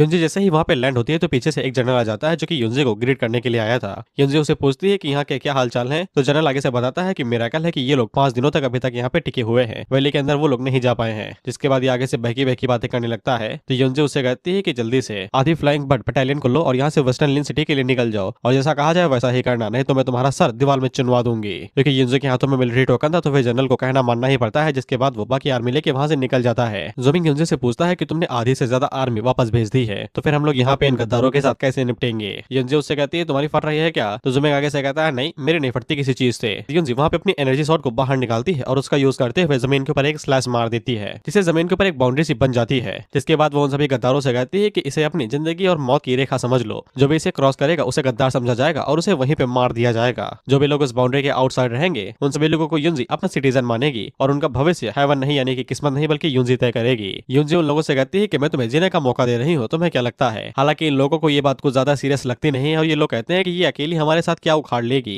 ये सिर्फ टाइम निकालने की कोशिश कर रही है ताकि बाकी आर्मी यहाँ पे आ सके। अगर हम लोग सिटी के अंदर घुस जाते हैं तो सब कुछ हमारा हो जाएगा। इसके बाद ये चार्ज कर देते हैं सिटी की तरफ। तो फिर युंजी शॉट निकाल लेती है अटैक करने के लिए, लेकिन उसी टाइम पे ज़ूमिंग आगे बढ़ते हुए कहता है कि तुम सब मेरे ऊपर छोड़ो यार, ये सब काम तुम्हें शोभा नहीं देते हैं। जिसके बाद वो बाइकी को लेकर नीचे उतर जाता है और उन सभी लोगों के ऊपर आइस से अटैक करता है। जिनमें कई सारे लोग मारे जाते हैं, लेकिन जो नहीं मरे थे वो थे चीफ और उसके चेले, इसीलिए वो अटैक करने के लिए आगे बढ़ रहे थे। लेकिन बाइकी उनके ऊपर फोर्स से अटैक करता है और उन्हें वहीं पे जमा देता है। ज़ूमिंग उन लोगों से कहता है कि मैं एक दूसरा मौका दे रहा हूँ, अभी इस बाउंड्री के पार चले जाओ तो फिर मैं तुम्हें बख्श दूंगा। लेकिन इनकी बुद्धि अभी भी ठिकाने नहीं आई थी। ये कहते हैं कि हमारे सेकंड चीफ मारे ही गए हैं, इसलिए अब हम लोगों के पास वापस जाने का कोई भी रास्ता नहीं है, हमें अटैक करना ही पड़ेगा। तो फिर बाइकी दोबारा फोर्स का इस्तेमाल करता है, जिसके बाद वो उड़ते हुए इनके पास से निकलता है और उन्हें एक झटके के अंदर ही जमा देता है। इसके बाद ज़ूमिंग सीधा जाके लकीर के पास ही खड़ा हो जाता है और ये लोग बहुत ज्यादा हैरान हो जाते हैं। इसके बाद युंजी वहां पे आती है जो कि उन लोगों से कहती है कि मैं कभी तुम्हारे रूलर हुआ करती थी, मैं तुमसे कुछ पूछती हूँ, जब मैं पावर के अंदर थी क्या तुम्हारे पास खाना नहीं था। जिसपे ये लोग कहते हैं कि था। युंजी पूछती है क्या पहनने के लिए कपड़े नहीं थे, क्या तुम्हें कोई दिक्कत हो रही थी। जिसपे ये लोग कहते हैं कि नहीं कोई दिक्कत नहीं थी। इसके बाद युंजी उन लोगों से कहती है कि अपने वेपन नीचे रख दो तो फिर मैं तुम्हें जिंदा रहने दूंगी, अगर तुम लोग इसके बावजूद बगावत पे अड़े रहे तो फिर तुम्हें कुछ भी हासिल नहीं होगा और तुम सभी मारे ही जाओगे। जिसपे ये लोग आगे से कहते हैं कि उन्हें युंजी के ऊपर भरोसा है, लेकिन वो लोग क्या करेंगे जो लोग यहाँ पे मारे गए हैं। अगर युंजी को सच में उन लोगों की चिंता है तो फिर उन लोगों को जीने के लिए कोई रास्ता दिया जाए। तो फिर युंजी अपनी शॉट का इस्तेमाल करती है और अपने हाथ को काट के उन लोगों से कहती है ठीक है फिर मैं तुम्हें दे रही हूँ रास्ता। युंजी उन लोगों से कहती है कि उसने उन लोगों की खातिर खाना और कपड़े सब इकट्ठा कर दिए हैं और सप्लाई यहाँ पे आती ही होगी और वो लोग विंटर के अंदर काफी अच्छे से सर्वाइव कर पाएंगे। अगर उसका खून खत्म होने से पहले यहाँ पे सप्लाई नहीं आती है तो फिर युंजी की जान उन लोगों की हो जाएगी। तो फिर ये सभी लोग अपने वेपन नीचे डाल देते हैं और इंतजार करने लगते हैं। और ज़ूमिंग युंजी से कहता है कि तुमने वहाँ पे यांग के साथ जो ट्रीटी की थी वो कोई सिटी विटी के लिए नहीं थी बल्कि खाना और कपड़ों के लिए थी। युंजी आगे से कहती है कि हाँ, वह भी युंजी ने जो यहाँ से बटालियन यहाँ से भेजी थी वो खाना और कपड़े लाने के लिए भेजी थी, इसलिए अब इन लोगों को सिर्फ इंतजार करना था। इसके बाद अगले दिन अगली सुबह का होता है और कुछ ही देर के अंदर ही वहाँ पे फ्लाइंग बर्ड बटालियन आ जाती है जो अपने साथ सारी सप्लाईज लेके आई थी। और युंजी उन सभी गद्दारों से कहती है कि तुम लोग वैली ऑफ ग्लोरी सिटी के अंदर जाओ, वहाँ से खाना और कपड़े ले लो। इसके बाद हम लोग ज़ूमिंग को देखते हैं जो कि युंजी का ख्याल रख रहा था, लेकिन इसे बिल्कुल भी एक्सपीरियंस नहीं है क्योंकि ये युंजी के मुंह के अंदर गरम गरम ही हलवा पेल देता है। युंजी उसे थूक के कहती है साले मारने का इरादा है क्या तेरा। जिसके बाद युंजी ज़ूमिंग से बाइकी के बारे में पूछती है कि क्या ये ड्रैगन तुमने अकेडमी के अंदर लिया था। तो ज़ूमिंग उसे बताता है कि नहीं, तुम इससे पहले मिल चुकी हो, तुम्हें वो सलाखों के अंदर वाला कीड़ा याद है, ये वही है। युंजी घूसा बना के कहती है कि अगर आगे कुछ कहा तो फिर घूसा मार के मुंह तोड़ दूंगी। तो ज़ूमिंग आगे से कहता है ठीक है मैम। तो फिर ज़ूमिंग युंजी को बताता है कि वो उसकी छोटी बहन से भी मिला था अकेडमी के अंदर, वही नैन। जिसपे युंजी पूछती है कि कौन सी। तो ज़ूमिंग उसे पूछता है कौन सी क्या, कितनी बहन है तुम्हारी, एक ही तो है ना। जिसके बाद ज़ूमिंग युंजी को नानी के बारे में बताता है कि वो उसे कितनी बार मिला था। तो फिर इन दोनों को ऐसा लगता है कि नैन और युंजी की बहन दोनों आपस में मिले हो सकते हैं युंजी को इन सभी चीजों के अंदर फंसाने के लिए, जिससे युंजी काफी ज्यादा निराश होती है। तो ज़ूमिंग उसे कहता है कि तुम चिंता ना करो, मैं हूं ना तुम्हारे पास, मैं मदद करूंगा तुम्हारी। लेकिन उसी टाइम पे वहाँ पे वैली सिटी का लॉर्ड आता है जो कि इन्हें ऐसे देख के शर्माते हुए वहाँ से भाग जाता है। तो ज़ूमिंग युंजी से कहता है कि ये ज़ैंग यू काफी ज्यादा कमाल का इंसान है, तुम इसका इस्तेमाल कर सकती हो। तो युंजी उससे कहती है कि मुझे पहले ही पता है, अब यहाँ पे करने के लिए कुछ भी नहीं है, हमें वापस जाना पड़ेगा और तुम्हें भी अकेडमी वापस चले जाना चाहिए। तो ज़ूमिंग यहाँ पे मीठी मीठी बातें करना चाहता था, लेकिन युंजी उसे लात मार के कमरे से बाहर फेंक देती है। फिर इसके बाद हम लोग ज़ूमिंग को देखते हैं जो कि हॉस्पिटल वापस आ जाता है। तो फिर उसे क्रोकोडाइल दिखाई देता है क्योंकि अब ये ड्रैगनाइज हो गया है। तो फिर ज़ूमिंग को लगता है कि ये कोई जंगली जानवर है, लेकिन जब क्रोकोडाइल पीछे मुड़ के ज़ूमिंग की तरफ देखता है तो ज़ूमिंग को पता चलता है कि ये तो अपना ही पट्टा है। तो ज़ूमिंग क्रोकोडाइल से कहता है ऐसा लगता है कि तुम ड्रैगनाइज हो चुके हो, तो फिर हम लोगों को दोबारा सोल कॉन्ट्रैक्ट कर लेना चाहिए। इसके बाद ज़ूमिंग अपना हाथ दोबारा काटता है और क्रोकोडाइल के साथ दोबारा सोल कॉन्ट्रैक्ट कर लेता है। अब इस वाले सोल कॉन्ट्रैक्ट से ज़ूमिंग के पास क्रोकोडाइल की भी पोकेबॉल आ जाएगी, सिंपल शब्दों में स्पिरिचुअल डोमेन, जिसके अंदर वो क्रोकोडाइल को भी सेव कर सकता है। और ज़ूमिंग बिल्कुल ऐसा ही करता है और वो क्रोकोडाइल को उसके स्पिरिचुअल डोमेन के अंदर डाल देता है। और फिर ज़ूमिंग को यह भी पता चलता है कि स्पिरिट फोर्स की वजह से उसकी अवेयरनेस और सेंसेस पहले से ज्यादा स्ट्रॉन्ग हो गए हैं। इसके बाद ज़ूमिंग अपने स्पिरिचुअल डोमेन के अंदर जाता है तो फिर उसे वहां पे एक लाइट पोर्टल दिखाई देता है और उसके अंदर से एक सोल पियरल बाहर निकलता है जो उसने खुद ही बनाया था। जुमिंग जब इसी बारे में सोच रहा था उसी टाइम पे एक लड़की वहाँ पे भागते हुए आती है जिसको हमने पहले भी देखा था, और वो जुमिंग को एक लेटर देती है, जिसके अगले सीन में हम लोग देखते हैं कि जुमिंग एक जंगली सुअर का शिकार करने के लिए आया था और क्रोकोडाइल उसे काफी आसानी से मार देता है। उसी के बाद हम लोग देखते हैं कि बाइकी भी उड़ते हुए आ जाता है और उसने भी कोई शिकार किया था, और बाइकी अपने पास ज्वेलरी और थोड़े से गोल्ड बाहर निकालता है। जुमिंग उसे कहता है क्या तुम किसी ड्रैगन की केव के अंदर घुस गए थे अपनी हाइडिंग टेक्निक का इस्तेमाल करते हुए, जिसपे बाइकी आगे से कहता है कि हाँ उसने इसी टेक्निक का इस्तेमाल किया था। इसके अगले सीन में हम लोग एक छोटे से ड्रैगन को देखते हैं और जुमिंग की नजर उसके ऊपर पड़ जाती है और हम लोग उसी के पीछे उसकी मदर को देखते हैं और वो उसे खाई से धक्का दे देती है। The most biggest betrayal. हालांकि जुमिंग बाइकी को बाहर निकालता है और उसे कहता है कि हमें उस बेबी ड्रैगन को बचाना पड़ेगा। जिसके बाद जुमिंग उड़ते हुए उस बेबी ड्रैगन के पास जाता है और उसे हवा में ही कैच कर लेता है और उसे कहता है कि अगर तुम्हारी फैमिली तुम्हें अपने पास नहीं रख रही है तो फिर तुम मेरे साथ रह सकते हो अगर तुम्हें जिंदा रहना है। लेकिन जब जुमिंग वहां से उड़ते हुए जा रहा था तभी उस ड्रैगन की मदर आ जाती है वहां पे, जो कि जुमिंग को घूर के देख रही थी, पता नहीं क्यों, और वो जुमिंग के ऊपर अटैक करने की भी कोशिश करती है, लेकिन जुमिंग अपनी जान बचाते हुए वहां से भाग आता है। जिसके बाद हम लोग हॉस्पिटल को देखते हैं जहाँ पे डॉक्टर ने बेबी ड्रैगन को एक गर्म पानी के पतीले के अंदर डाल दिया था और वो जुमिंग को बताते हैं कि ये जिंदा है और सांस ले रहा है। जुमिंग उसे कहता है कि आप सबसे बेस्ट डॉक्टर हैं। उसी टाइम पे वो लड़की जुमिंग से कहती है कि तुमने एक बहुत ही ज्यादा खराब कॉमन फॉरेस्ट ड्रैगन के साथ कॉन्ट्रैक्ट कर लिया है, अब ये फ्यूचर में ज्यादा ड्रैगनाइज नहीं कर पाएगा। लेकिन डॉक्टर आगे से बताता है कि नहीं, ये किसी कॉमन ड्रैगन का बच्चा नहीं है, ये काफी ज्यादा खास है, थोड़ी सी मेहनत के बाद ये और ज्यादा बेहतर करेगा और अपनी ब्लड लाइन को रीजनरेट कर सकता है। इसके बाद हम लोग जुमिंग को लोहार का काम करते हुए देखते हैं जहाँ पे वो क्रोकोडाइल के लिए उसका ड्रैगन आर्मर बना रहा था। उसी टाइम पे वहाँ पे एक बंदा आता है जो कि जुमिंग से कहता है कि तुम्हारी शकल इससे क्यों मैच हो रही है। जुमिंग जब उस पोस्टर को चेक करता है तो फिर उसकी तस्वीर बनी हुई थी और नीचे लिखा हुआ था कि यही वो हरामी है जो वैल्केरी के साथ सोया था। जुमिंग अपने पोस्टर को देख के कहता है कि यार इतना गंदा तो नहीं दिखता हूँ मैं। तो वो बंदा जुमिंग को बताता है कि अगर तुम सच में ये हो तो फिर मैं तुम्हें बता दूं कि तुम्हें डॉक्टर के पास जाके अपनी शकल चेंज करा लेनी चाहिए। सिटी के अंदर जितने लोग हैं वो सभी तुम्हारे ऊपर खार खाए हैं और वो तुम्हारी जान भी ले लेंगे जो तुमने कांड किया है। लेकिन जुमिंग को इससे कोई फर्क नहीं पड़ता था, वो कहता है कि ये सब अफवाहें हैं और कुछ भी नहीं। जिसके बाद वो यहाँ से चला जाता है। जिसके बाद हम लोग जुमिंग को एकेडमी हॉल के अंदर देखते हैं जहाँ पे कुछ लोग आते हैं तो जुमिंग उससे कहता है मुझे चेले नहीं चाहिए, दफा हो जाओ। तो फिर मैं इसके बारे में पहले बताया जाता है कि ये यिन फैमिली का यंग मास्टर है जिसका नाम याओजू है और वो जुमिंग से पूछता है क्या तुम वही हो जिसके बारे में सभी लोग बात कर रहे हैं। तो जुमिंग आगे से कहता है कि मैं वो हो तू, लेकिन वो सब कुछ बकवास है। जिसके बाद जुमिंग आगे से बताता है कि सच्चाई तो ये है कि मैं उनसे वो तो के अंदर मिला था और मुझे पहली नजर का प्यार हो गया। वो सभी लोग मुझसे जलते हैं इसलिए उन लोगों ने यहाँ पे घटिया तरह की कहानियां बनाई मुझे नीचा दिखाने के लिए और उसे बेइज्जत करने के लिए। जिस पे ये सभी लोग आगे से बहुत ज्यादा हैरान होते हैं और यूजाओ जुमिंग के ऊपर चिल्लाते हुए कहता है तुम्हारी हिम्मत कैसे हुई ये कहने की वो वैल्केरी तुमसे प्यार करती है। तो जुमिंग उससे कहता है तुम्हारी आंखें खराब और हैं क्या यार, अभी तो कहा मैंने कि वो मुझसे प्यार करती है, आंखों में ग्रीस डालो थोड़ी चिकनाई बढ़ेगी। अब यहाँ पे होती है फालतू की बातें युनजी और जुमिंग के रिलेशनशिप को लेकर जिनको मैं बिल्कुल भी एक्सप्लेन नहीं करने वाला हूँ। ये लोग सिर्फ एक मुद्दे पे आके रुकते हैं, वो होता है मुकाबला, वो भी जॉइंट मुकाबला, जिसमें यूजा और उसके जितने भी चले हैं वो सभी जुमिंग के खिलाफ लड़ाई करेंगे, इसलिए क्योंकि इन्हें लगता है कि जुमिंग युनजी के लिए परफेक्ट बॉय नहीं है और जुमिंग इनके साथ फाइट करेगा सिर्फ इस चीज को साबित करने के लिए तुम लोग सिर्फ बेरोजगार हो, कोई काम धंधा नहीं है तुम्हारे पास। इसके बाद ये लोग अरीना के लिए एक जगह को चूज करते हैं जो की है रिवर साइड, वहीं पे इन लोगों का जॉइंट बैटल होगा। इसके बाद ये वाली खबर आग की तरह फैल जाती है, वहीं पे हम लोग नैन को देखते हैं और उसे भी ये खबर पता चल जाती है। जिसके बाद हम लोग डायरेक्ट सीधा बैटलफील्ड पे ही आ जाते हैं जहाँ पे एक साइड जुमिंग अकेला खड़ा था तो फिर उसके सामने बाकी चोंगो मोंगो खड़े थे। लेकिन उसी टाइम पे वहाँ पे युनजी एंट्री मारती है तो सभी लोग उसे देखते रह जाते हैं। जुमिंग भी पीछे मुड़ के युनजी से पूछता है कि तुम यहाँ पे क्या करने के लिए आई हो। तो युनजी उसे कहती है कि तुम्हें तो कहा था कि तुम्हें मुझसे प्यार हो गया है तो फिर मैं यहाँ पे तुम्हें चीयर करने के लिए आई हूँ। लेकिन जुमिंग को बाद में पता चल जाता है कि ये नैन है जो कि युनजी का भेष बना के यहाँ पे आई है और वो उसे कहता है तुम्हारा इससे कोई लेना देना नहीं है। तो नैन उसे कहती है तुम्हें क्या लगता है कि तुम्हारी तरह उन्हें भी ये पता चल जाएगा क्या कि मैं नैन हूँ युनजी नहीं। बाकी इन बेवकूफों को तो यही लग रहा था कि वो नैन नहीं युनजी है जो कि यहाँ पे जुमिंग को चीयर करने के लिए आई है क्योंकि उसे सच में जुमिंग से प्यार है। वहीं पे जुमिंग का सर दर्द करने लगता है क्योंकि अब ये बहुत बड़ा बवाल होने वाला था। वहीं पे हम लोग यूजाओ को देखते हैं जो कि आगे से कह रहा था ये झूठ है, ये प्यार मोहब्बत नहीं है, लेकिन नैन जुमिंग को कस के पकड़ लेती है और जुमिंग से कहती है कि तुम यहाँ पे युनजी के ऊपर जो ह्यूमिलिएशन और दाग वाग लगा है उसे मिटाना चाहते हो ना, तो फिर ऐसा समझ लो कि मैं भी यही चाहती हूँ और हम दोनों को आपस में प्यार हो गया है, बिल्कुल ऐसा दिखाओ। इससे जुमिंग को समझ में आ जाता है कि युनजी ने उसे क्यों बोला था कि नैन से दूर ही रहना, क्योंकि नैन वो बला है जिसको कोई भी हैंडल नहीं कर सकता है। लेकिन हम लोग सामने की तरफ फैंस को देखते हैं जिनको कुछ ज्यादा ही मिर्ची लग गई थी, इनकी बुंड जल गई थी। वहीं पे यूजाओ तो आगे से चिल्लाते हुए कहता है जुमिंग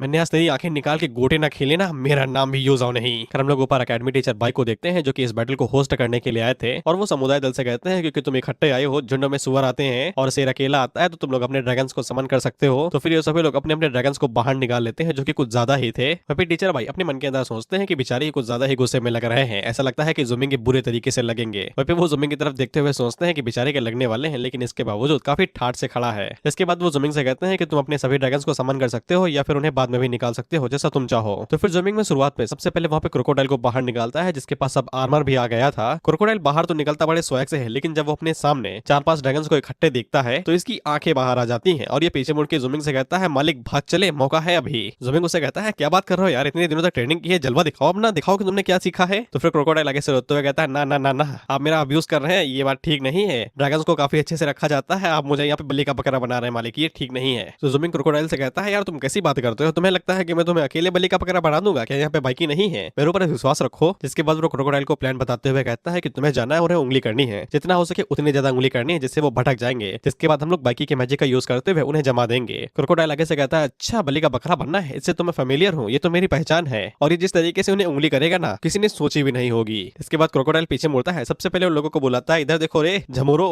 जिसके बाद वो सबसे पहले ने जिम निकाल के चिढ़ाता है, जिसके बाद चुत्तर दिखाता है कहते हुए, ये देखो, और इतना ही नहीं वहाँ पे हक भी देता है, ये कहते हुए, तुम लोग इसके बराबर हो, टट्टी एकदम। तुम्हें लगता है कि इतना सब सहने के बाद ये ड्रैगन शांत रहेंगे? ये बौखला जाते हैं और आगे से चिल्लाने लगते हैं, बिल्कुल इस मीम की तरह। इसके बाद ये सभी भागते हुए क्रोकोडाइल के ऊपर हमला ही कर देते हैं। क्रोकोडाइल उनमें से एक ड्रैगन को पकड़ता है और उसे उठा के नीचे पटक देता है। तभी यूजाओ अपने रेड क्लॉ प्लेग ड्रैगन को बाहर निकालता है और उसे कहता है, जाओ और जाके अटैक करो। तो फिर प्लेग ड्रैगन क्लॉ का इस्तेमाल करते हुए क्रोकोडाइल के ऊपर क्लॉ से अटैक करता है, जिससे क्रोकोडाइल की फटी और वो कहता है, मम्मी बचा लो। लेकिन क्रोकोडाइल काफी ज्यादा इजीली साइड में हट के उस क्लॉ अटैक को डॉज कर लेता है। और उसी टाइम पे एक वुल्फ ड्रैगन क्रोकोडाइल के ऊपर अटैक करना चाहता था, तो क्रोकोडाइल आगे से हॉर्न का इस्तेमाल करते हुए उसके पेट के अंदर ही वो घुसा देता है। जिसके बाद वो दोबारा लंबी जबान निकालता है और इन्हें चिढ़ाने लगता है, जिससे इनकी दोबारा जलती है और ये कहते हैं, ये कुछ ज्यादा ही हरामी बनना दिखा रहा है अब। तो फिर ये सभी दोबारा अपने ड्रैगन से कहते हैं, जाओ और जाके एक साथ तीनों अटैक करो। जिसे क्रोकोडाइल की दोबारा फटी और ये चिल्लाते हुए कहता है, मम्मी बचाओ। तो फिर जुमिंग अब यहाँ पे बाइकी को बाहर निकालता है और बाइकी निकलते ही इन लोगों के ऊपर मैजिक से अटैक करता है, जिससे ये तीनों एक झटके के अंदर ही वहाँ पे जम जाते हैं। तो फिर एक बंदा वहाँ पे अपने कैंडल ड्रैगन को बाहर निकालता है और उसे कहता है कि बर्फ को पिघला दो। तो फिर कैंडल ड्रैगन बाहर निकलता है और वो आग की मदद से उन सभी बर्फ को पिघला देता है और बाइकी के ऊपर अपनी बीम से अटैक करता है। बाइकी जल्दी से साइड में आता है और उस बीम अटैक को डॉज करता है। वहाँ पे हम लोग एक दूसरे ड्रैगन को देखते हैं, जिसका नाम शायद अर्थ ड्रैगन होगा। वो अपने पंजे को जमीन में घुसाता है और अर्थ मैजिक का इस्तेमाल करते हुए बाइकी के ऊपर सैंड स्टॉर्म से अटैक करता है। इससे बाइकी के ऊपर घूमते हुए पत्थरों से हमला होने लगता है और उसी टाइम पे प्लेग ड्रैगन साइड से बाहर निकलता है और वो बाइकी के ऊपर अपने क्लॉ से अटैक करता है। तो बाइकी आइस मैजिक का इस्तेमाल करते हुए सामने एक बर्फ की शील्ड बनाता है और उस अटैक को ब्लॉक करता है और मौका मिलते ही अपनी टेल से प्लेग ड्रैगन के ऊपर हमला करने वाला था, लेकिन वो टेल बीच में ही रुक जाती है, क्योंकि बाइकी के ऊपर एक फॉरेस्ट ड्रैगन ने अटैक कर दिया था और वो अपनी बेलों की मदद से बाइकी को जकड़ लेता है। जिसके बाद वो बाइकी को उठाता है और जमीन पर पटक देता है। ग्रीन फॉरेस्ट ड्रैगन का मालिक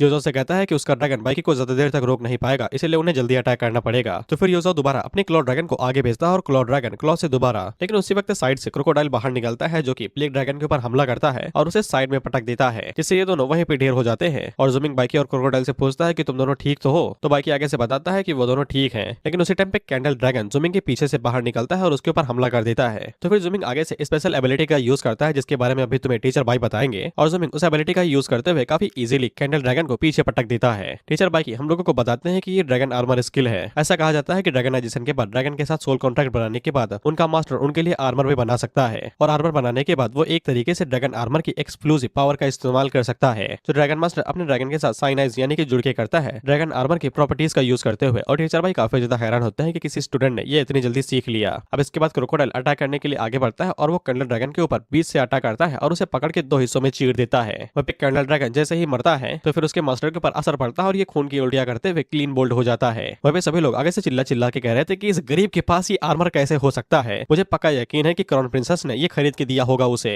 और हर कोई जुमिंग को इतने समय प्ले बॉय कह रहा था। खैर हम लोग बाइकी को देखते हैं, जिसे काफी ज्यादा गुस्सा आ जाता है कि किसी ने जुमिंग के ऊपर हमला किया। तो फिर बाइकी आगे से आइस मैजिक का यूज करते हुए वहां पे बर्फ के टीले गिराने लगता है, जो एक एक करके जिसके ऊपर भी गिरते वो हवा में ही जम जाता। सभी लोग वहां से भागते हुए कहते हैं कि एज़ुरे ड्रैगन की मिस्टेक आर्ट है। वहीं पे वो टीले जैसे ही उन लोगों के ऊपर गिरते तो वो सभी एक झटके के अंदर ही जम जाते। वहीं पे जुमिंग बाइकी से कहता है, बाबू शांत हो जाओ, मैं बिल्कुल ठीक हूँ, उन्हें जिंदा रहने दो। तो फिर बाइकी शांत हो जाता है, जिसके बाद जुमिंग योजाओ के सामने जाता है और उसे कहता है कि कोई और फाइट करना चाहता है या फिर इस फाइट को यहीं पे खत्म करा जाए। भाई तो भाई सबसे कूल भाई अपना भाई क्रोकोडाइल है, एक नंबर का हरामी और डरपोक। तो फिर ये सभी आगे से रोते हुए कहते हैं कि नहीं नहीं, किसी को भी फाइट नहीं करनी है, ये फाइट यहीं पे खत्म होती है। वहीं पे टीचर भाई जमीन खोद के बाहर निकलते हैं और आगे से कहते हैं कि उन्हें काफी ज्यादा खुशी हुई कि जुमिंग ने यहाँ पे सभी लोगों को हरा के उनके ऊपर दया भी दिखाई और उन्हें छोड़ भी दिया। जुमिंग टीचर भाई से माफी मांगता है तो वो कहते हैं नहीं नहीं कोई बात नहीं है, सब कुछ ठीक है। जिसके बाद वो जुमिंग को विनर डिक्लेयर कर देते हैं और वो इन लोगों को सुनाते हुए भी कहते हैं कि यहाँ पे इंपल्सिव यानी कि थोड़ा सा गुस्सा होने में कोई भी दिक्कत नहीं है, लेकिन थोड़ा सा इंसानियत की तरह डिसेंट तो बनो। ऐसे ही रूमर्स के बारे में सुन के किसी लोगों की बेइज्जती करने लगे और उनकी रेपुटेशन की थोड़ी सी भी चिंता नहीं की। एक ड्रैगन मास्टर होने के नाते तुम्हें जजमेंट के ऊपर थोड़ा सा ध्यान देना चाहिए। अगली बार से बिल्कुल भी बहकावे में मत आना और अच्छे से बिहेव करना। अच्छा हुआ कि तुम्हें जुमिंग ने मारा नहीं, खुशी बनाओ कि वो थोड़ा सा दयालु है। तो फिर ये सभी लोग जुमिंग को शुक्रिया कहते हैं दया दिखाने के लिए। जुमिंग उन लोगों से कहता है कोई बात नहीं है, बस अगली बार से मेरी वाइफ की रेपुटेशन के बारे में सोच के कुछ कहना। तो फिर ये सभी बिल्कुल भाई अपना पच्छा ही बदल लेते हैं, ये कहते हुए कि हम तो यार तुम्हें एकदम स्ट्रांग मानते हैं, तुम्हें वो दुनिया के सबसे पावरफुल इंसान, तुम उनके लिए बिल्कुल परफेक्ट हो। देखो तो सालों को कैसे अपनी जीभ लटका रहे हैं, चापलूसी करने में तो इनका कोई मुकाबला ही नहीं कर सकता है। अब इसके बाद हम अगले सीन में जुमिंग को देखते हैं जो कि लड़कियों से भागते हुए फिर रहा था क्योंकि उसके पीछे लड़कियां पड़ गई थी। लड़कियां छोड़ो, ये बीच में आदमी क्या कर रहा है और ये आगे से चिल्ला के कह रहा था कि मेरी उम्र 173 है, वेट 90 किलो है और उसके पास बड़े बड़े चुच्चे हैं, क्या तुम्हें कोई दिक्कत है? जुमिंग कहता है मुझे दिक्कत नहीं है, बस मुझे डर लगता है तो जंगलों से। इसके बाद जुमिंग एक झटके में वहां से गायब और वो अपने मन के अंदर सोचता है कि औरतें हमेशा से टाइग्रेस ही रही हैं, जैसा कि बड़े लोग कहते आए हैं। तो फिर उसके सामने आते हैं और उसे कहती है कि तुम किसके बारे में बात कर रहे हो, कौन है टाइग्रेस? जुमिंग उसे कहता है कि तुमने कुछ गलत सुन लिया होगा। तो नैन उसके हाथ को पकड़ती है और उसे कहती है कि दोबारा कह दो ना। तो जुमिंग उसे कहता है कुछ नहीं कहना है, जिसके बाद वो वहां से भाग जाता है ये कहते हुए कि मुझे कुछ काम है। तो फिर नैन आगे से शर्माते हुए कहती है कि ऐसे क्यों भाग रहे हो, मैं तुम्हें खा थोड़ी ना जाऊंगी। खैर इसके बाद हम लोग जुमिंग को हॉस्पिटल के अंदर देखते हैं जहाँ पे जुमिंग उस बेबी ड्रैगन को उठा लेता है और उससे कहता है कि तुम तो यार ठीक हो गए पूरी तरीके से, शायद से मुझे तुम्हारा नाम रख देना चाहिए। इसके बाद जुमिंग उसके लिए अजीबोगरीब नाम सोचता है। पहला लूपी यानी कि ग्रीन स्किन, साले उसकी त्वचा हरी थोड़ी ना है, सिर्फ बाल ही तो है। बेचारा वो भी रोते हुए कह रहा है साले सही से नाम चुन ले, नहीं उंगली काट लूंगा तेरी। इसके बाद जुमिंग एक और नाम चुनता है जिसका नाम था लूडाओ यानी कि हरा मटर, लेकिन ये भी उस बेबी ड्रैगन को पसंद नहीं आता और वो रोते हुए कहता है मालिक कोई अच्छा नाम चूज कर लो प्लीज।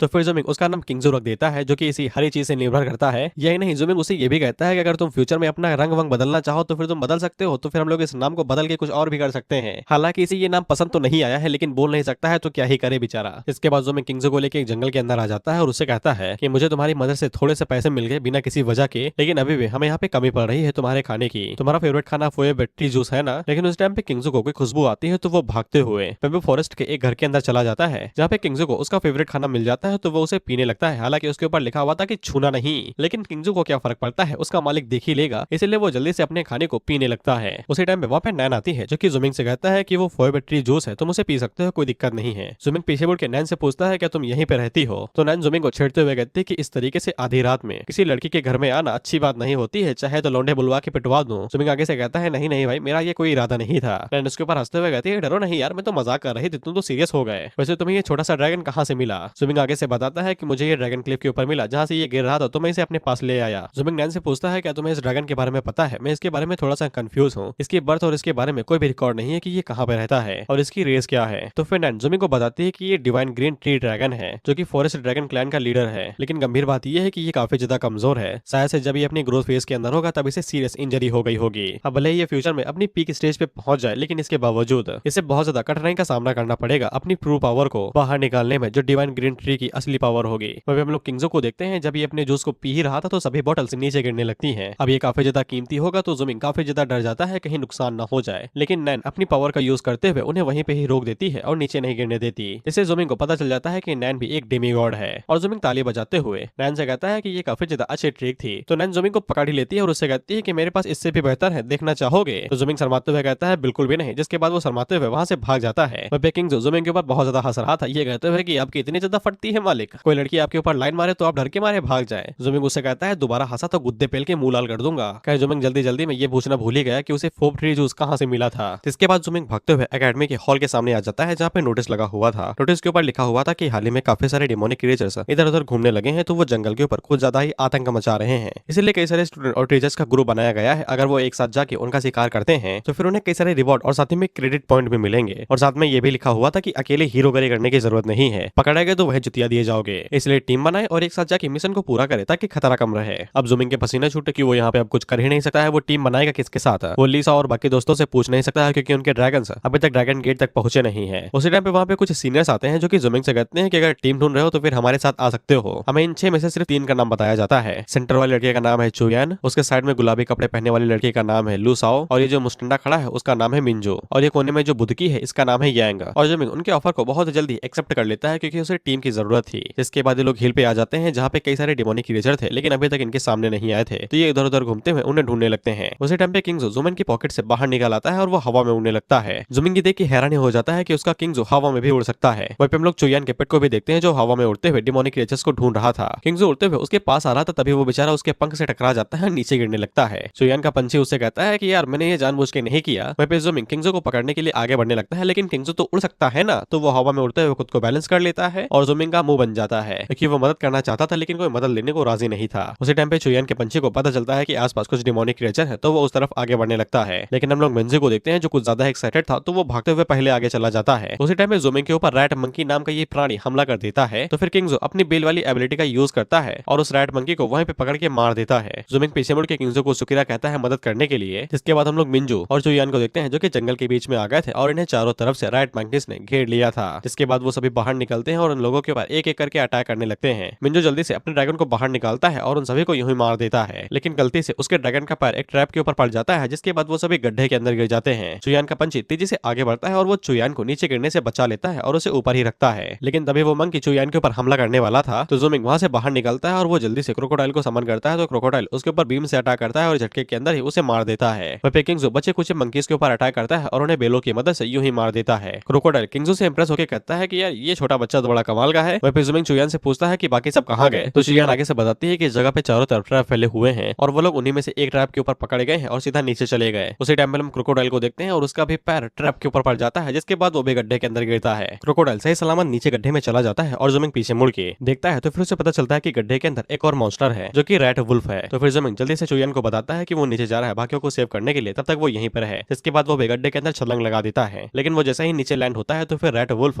आगे से हिप्नोटिक गैस का इस्तेमाल करता है, जिससे ज़ूमिंग को इल्यूजन दिखने लगते हैं, वो भी हवस वाले। वहीं पे किंगजो को समझ में आ गया था कि अगर उसने जल्दी कुछ नहीं किया तो फिर उसके मालिक के लग जाएंगे, वो भी बहुत बुरे वाले। इसलिए वो जल्दी से अपनी विप्स का इस्तेमाल करता है और रेड वुल्फ को वहीं पे जकड़ लेता है। जिसके बाद जाके ज़ूमिंग को होश आता है और उसे पता चलता है कि जो वो योंजी की सेक्सी बॉडी देख रहा था वो असल में रेड वुल्फ था, जो कि उसे बीच से चीरने वाला था। इसलिए ज़ूमिंग पीछे मुड़ के किंगजो से शुक्रिया कहता है उसकी जान बचाने के लिए, लेकिन रेड वुल्फ बहुत जल्दी ही आजाद हो जाता है। जिसके बाद वो किंगजो के ऊपर डायरेक्ट हमला कर देता है। ज़ूमिंग किंगजो से कहता है कि तुम उसके मुकाबले के नहीं हो, जल्दी से वापस आ जाओ, तुम्हारे पास अभी भी बहुत सालों की कल्टीवेशन बाकी है। लेकिन किंगजो वहां से हटता नहीं है और उसे बेशक रेड वुल्फ के पंजे का सामना करना पड़ता है। तो फिर ज़ूमिंग जल्दी से बाइकी को वहां पे रिलीज करता है। बाइकी जल्दी से विंड मैजिक का इस्तेमाल करते हुए रेड वुल्फ के ऊपर अटैक करता है, लेकिन रेड वुल्फ के ऊपर इसका कोई भी असर नहीं पड़ता है और वो क्लॉक का यूज करते हुए विंड मैजिक को वहीं पे तोड़ देता है। तो फिर बाइकी इस बार आगे से आइस और विंड दोनों मैजिक का इस्तेमाल करता है, जिससे जमीन के अंदर से कई सारे आइस क्रिस्टल बाहर निकलते हैं जो कि रेड वुल्फ को वहीं पे चीर देते हैं। इसके बाद रेड वुल्फ मारा जाता है, तो फिर उसके अंदर से डीमन सोल पीआरएल बाहर निकलता है। ज़ूमिंग उसे कलेक्ट कर लेता है और सोचता है कि वो उसको लिटिल किंगजो को खिला देगा, जिससे उसकी स्ट्रेंथ काफी ज्यादा बढ़ जाएगी। इसके बाद ज़ूमिंग आगे बढ़ता है, तो फिर उसे पता चलता है कि यांग मारी जा चुकी है, वो भी मिंजू को बचाते हुए। ज़ूमिंग उन लोगों से कहता है कि मर के कोई वापस नहीं आ सकता है, हम लोगों को यहाँ से बाहर निकलना चाहिए। इसके बाद वो लोग चोटी से दोबारा अकेडमी आ जाते हैं और अकेडमी वापस आने के बाद वो लोग टीचर को उन सभी चीजों के बारे में बताते हैं जो उन लोगों ने सामना किया। अकेडमी टीचर उन लोगों से कहता है कि ये काफी अच्छी बात है कि तुम लोग सही सलामत वापस आ गए। नॉर्थ की तरफ टीचर गए हुए थे, वो भी सर्वाइव नहीं कर पाए थे, तुम लोगों ने काफी अच्छा काम किया है, इसलिए तुम लोग अब यहाँ से जा सकते हो आराम करने के लिए। लेकिन वो टीचर ज़ूमिंग से कहता है कि तुम यहीं पे रुको, तुम एक टीचर जितने शक्तिशाली हो, क्या तुम कहीं पे जाना चाहोगे? मैं चाहता हूँ कि तुम किंगलू सिटी जाओ, वहाँ पे टीचर्स की एक टीम गई हुई है डीमंस को खत्म करने के लिए। अकेडमी के टॉप टीचर्स को जो रिवॉर्ड दिया जाएगा वो काफी ज्यादा हाई है, अगर तुम वहाँ पे जाते हो तो फिर तुम्हें भी बराबर रिवॉर्ड दिया जाएगा। जिसके लिए ज़ूमिंग मान जाता है। तो टीचर उसे बताता है कि इतना याद रखना कि वहाँ पे एक 3000 साल पुराना ऑर्ग भी है, अगर तुम्हारा सामना उससे हो जाता है तो फिर तुरंत वापस आ जाना और रेड लोटस सिटी के मेयर को इस बारे में बता देना, जिसके बाद वो लोग उसे हैंडल कर लेंगे। इसके लिए ज़ूमिंग मान जाता है। इसके बाद हम लोग ज़ूमिंग को देखते हैं जो कि रेड लोटस सिटी में पहुंच जाता है और वो वहाँ पे पहुंचने के बाद सबसे पहले माउंटेन में जाता है। उस माउंटेन के ऊपर ज़ूमिंग का कोई जान पहचान वाला था। ज़ूमिंग उसे कहता है मैंने सोचा भी नहीं था कि तुम इस जगह के लिए रिस्पॉन्सिबल होगी। तो फिर वो और कोई नहीं नैन ही थी। नैन उसे कहती है तुम्हें क्या लगता है कि मैं इस चीज के लिए जिम्मेदार नहीं हो सकती? तो ज़ूमिंग उसे कहता है माफ कर दो भाई। इसके बाद ज़ूमिंग से पूछती है कि तुम यहाँ पे क्या करने के लिए आए हो? तो फिर ज़ूमिंग आगे से बताता है कि अकेडमी के टीचर ने मुझसे कहा था कि अगर मैं चाहूँ तो फिर मैं कुछ टीचर्स को जाके सपोर्ट कर सकता हूँ जो कि रेड लोटस सिटी में आए हुए होंगे, लेकिन जब मैं वहाँ पे पहुंचा तो फिर वहाँ के सभी टीचर्स मारे जा चुके थे और वो डीमन भी गायब हो चुका था। इसलिए मैं यहाँ के मेयर को रिपोर्ट करने के लिए आया था और तुम यहाँ पे मिल गई और तुम्हें उस डीमन के लिए जिम्मेदार होना। नैन आगे से कहती है कि हाँ वो जिम्मेदार है और वो भी हैरान हो गई थी ये बात सुन के कि टीचर्स भी मारे गए। ज़ूमिंग आगे से बताता है कि वो उस डीमन की शायद से कल्टीवेशन 3000 साल पुरानी है, ऐसा माना गया है। तो फिर नैन जल्दी से वहाँ पे अपने ड्रैगन को बाहर निकलती है जो कि उसकी एनर्जी से ही बना हुआ था। इसके बाद वो उसके ऊपर बैठती है और ज़ूमिंग से कहती है कि तुम यहीं पे रुको, मैं जाके सीधा रेड लोटस सिटी को चेक करके आती हूँ। लेकिन ज़ूमिंग नैन का पैर पकड़ लेता है और उसे कहता है कि वो जगह खतरनाक है, मैं भी तुम्हारे साथ चलता हूँ। परंतु वो ड्रैगन तो आगे बढ़ रहा था और इसी चक्कर में नैन नीचे गिर जाती है और वो सीधा ज़ूमिंग के ऊपर ही गिरी थी। और एज यूजुअल चाइनीज मानवा है तो फकड चीजें होती ही हैं इसमें, बड़ी बड़ी चीजों का पकड़ लेना। लेकिन ज़ूमिंग के साथ एक चीज बहुत गंदी हो जाती है क्योंकि नैन की जो ग्यार थी वो सीधा ज़ूमिंग के अंडों के ऊपर पड़ी थी और उसके अंडों का ऑमलेट बन जाता है। ज़ूमिंग आगे से रोते हुए कहता है बहुत दुखता है यार ये। तो नैन उससे कहती है कि किसने कहा था कि पैर को पकड़ लो, जो तुम्हारे साथ हुआ बिल्कुल परफेक्ट हुआ, तुम इसके लिए हकदार थे।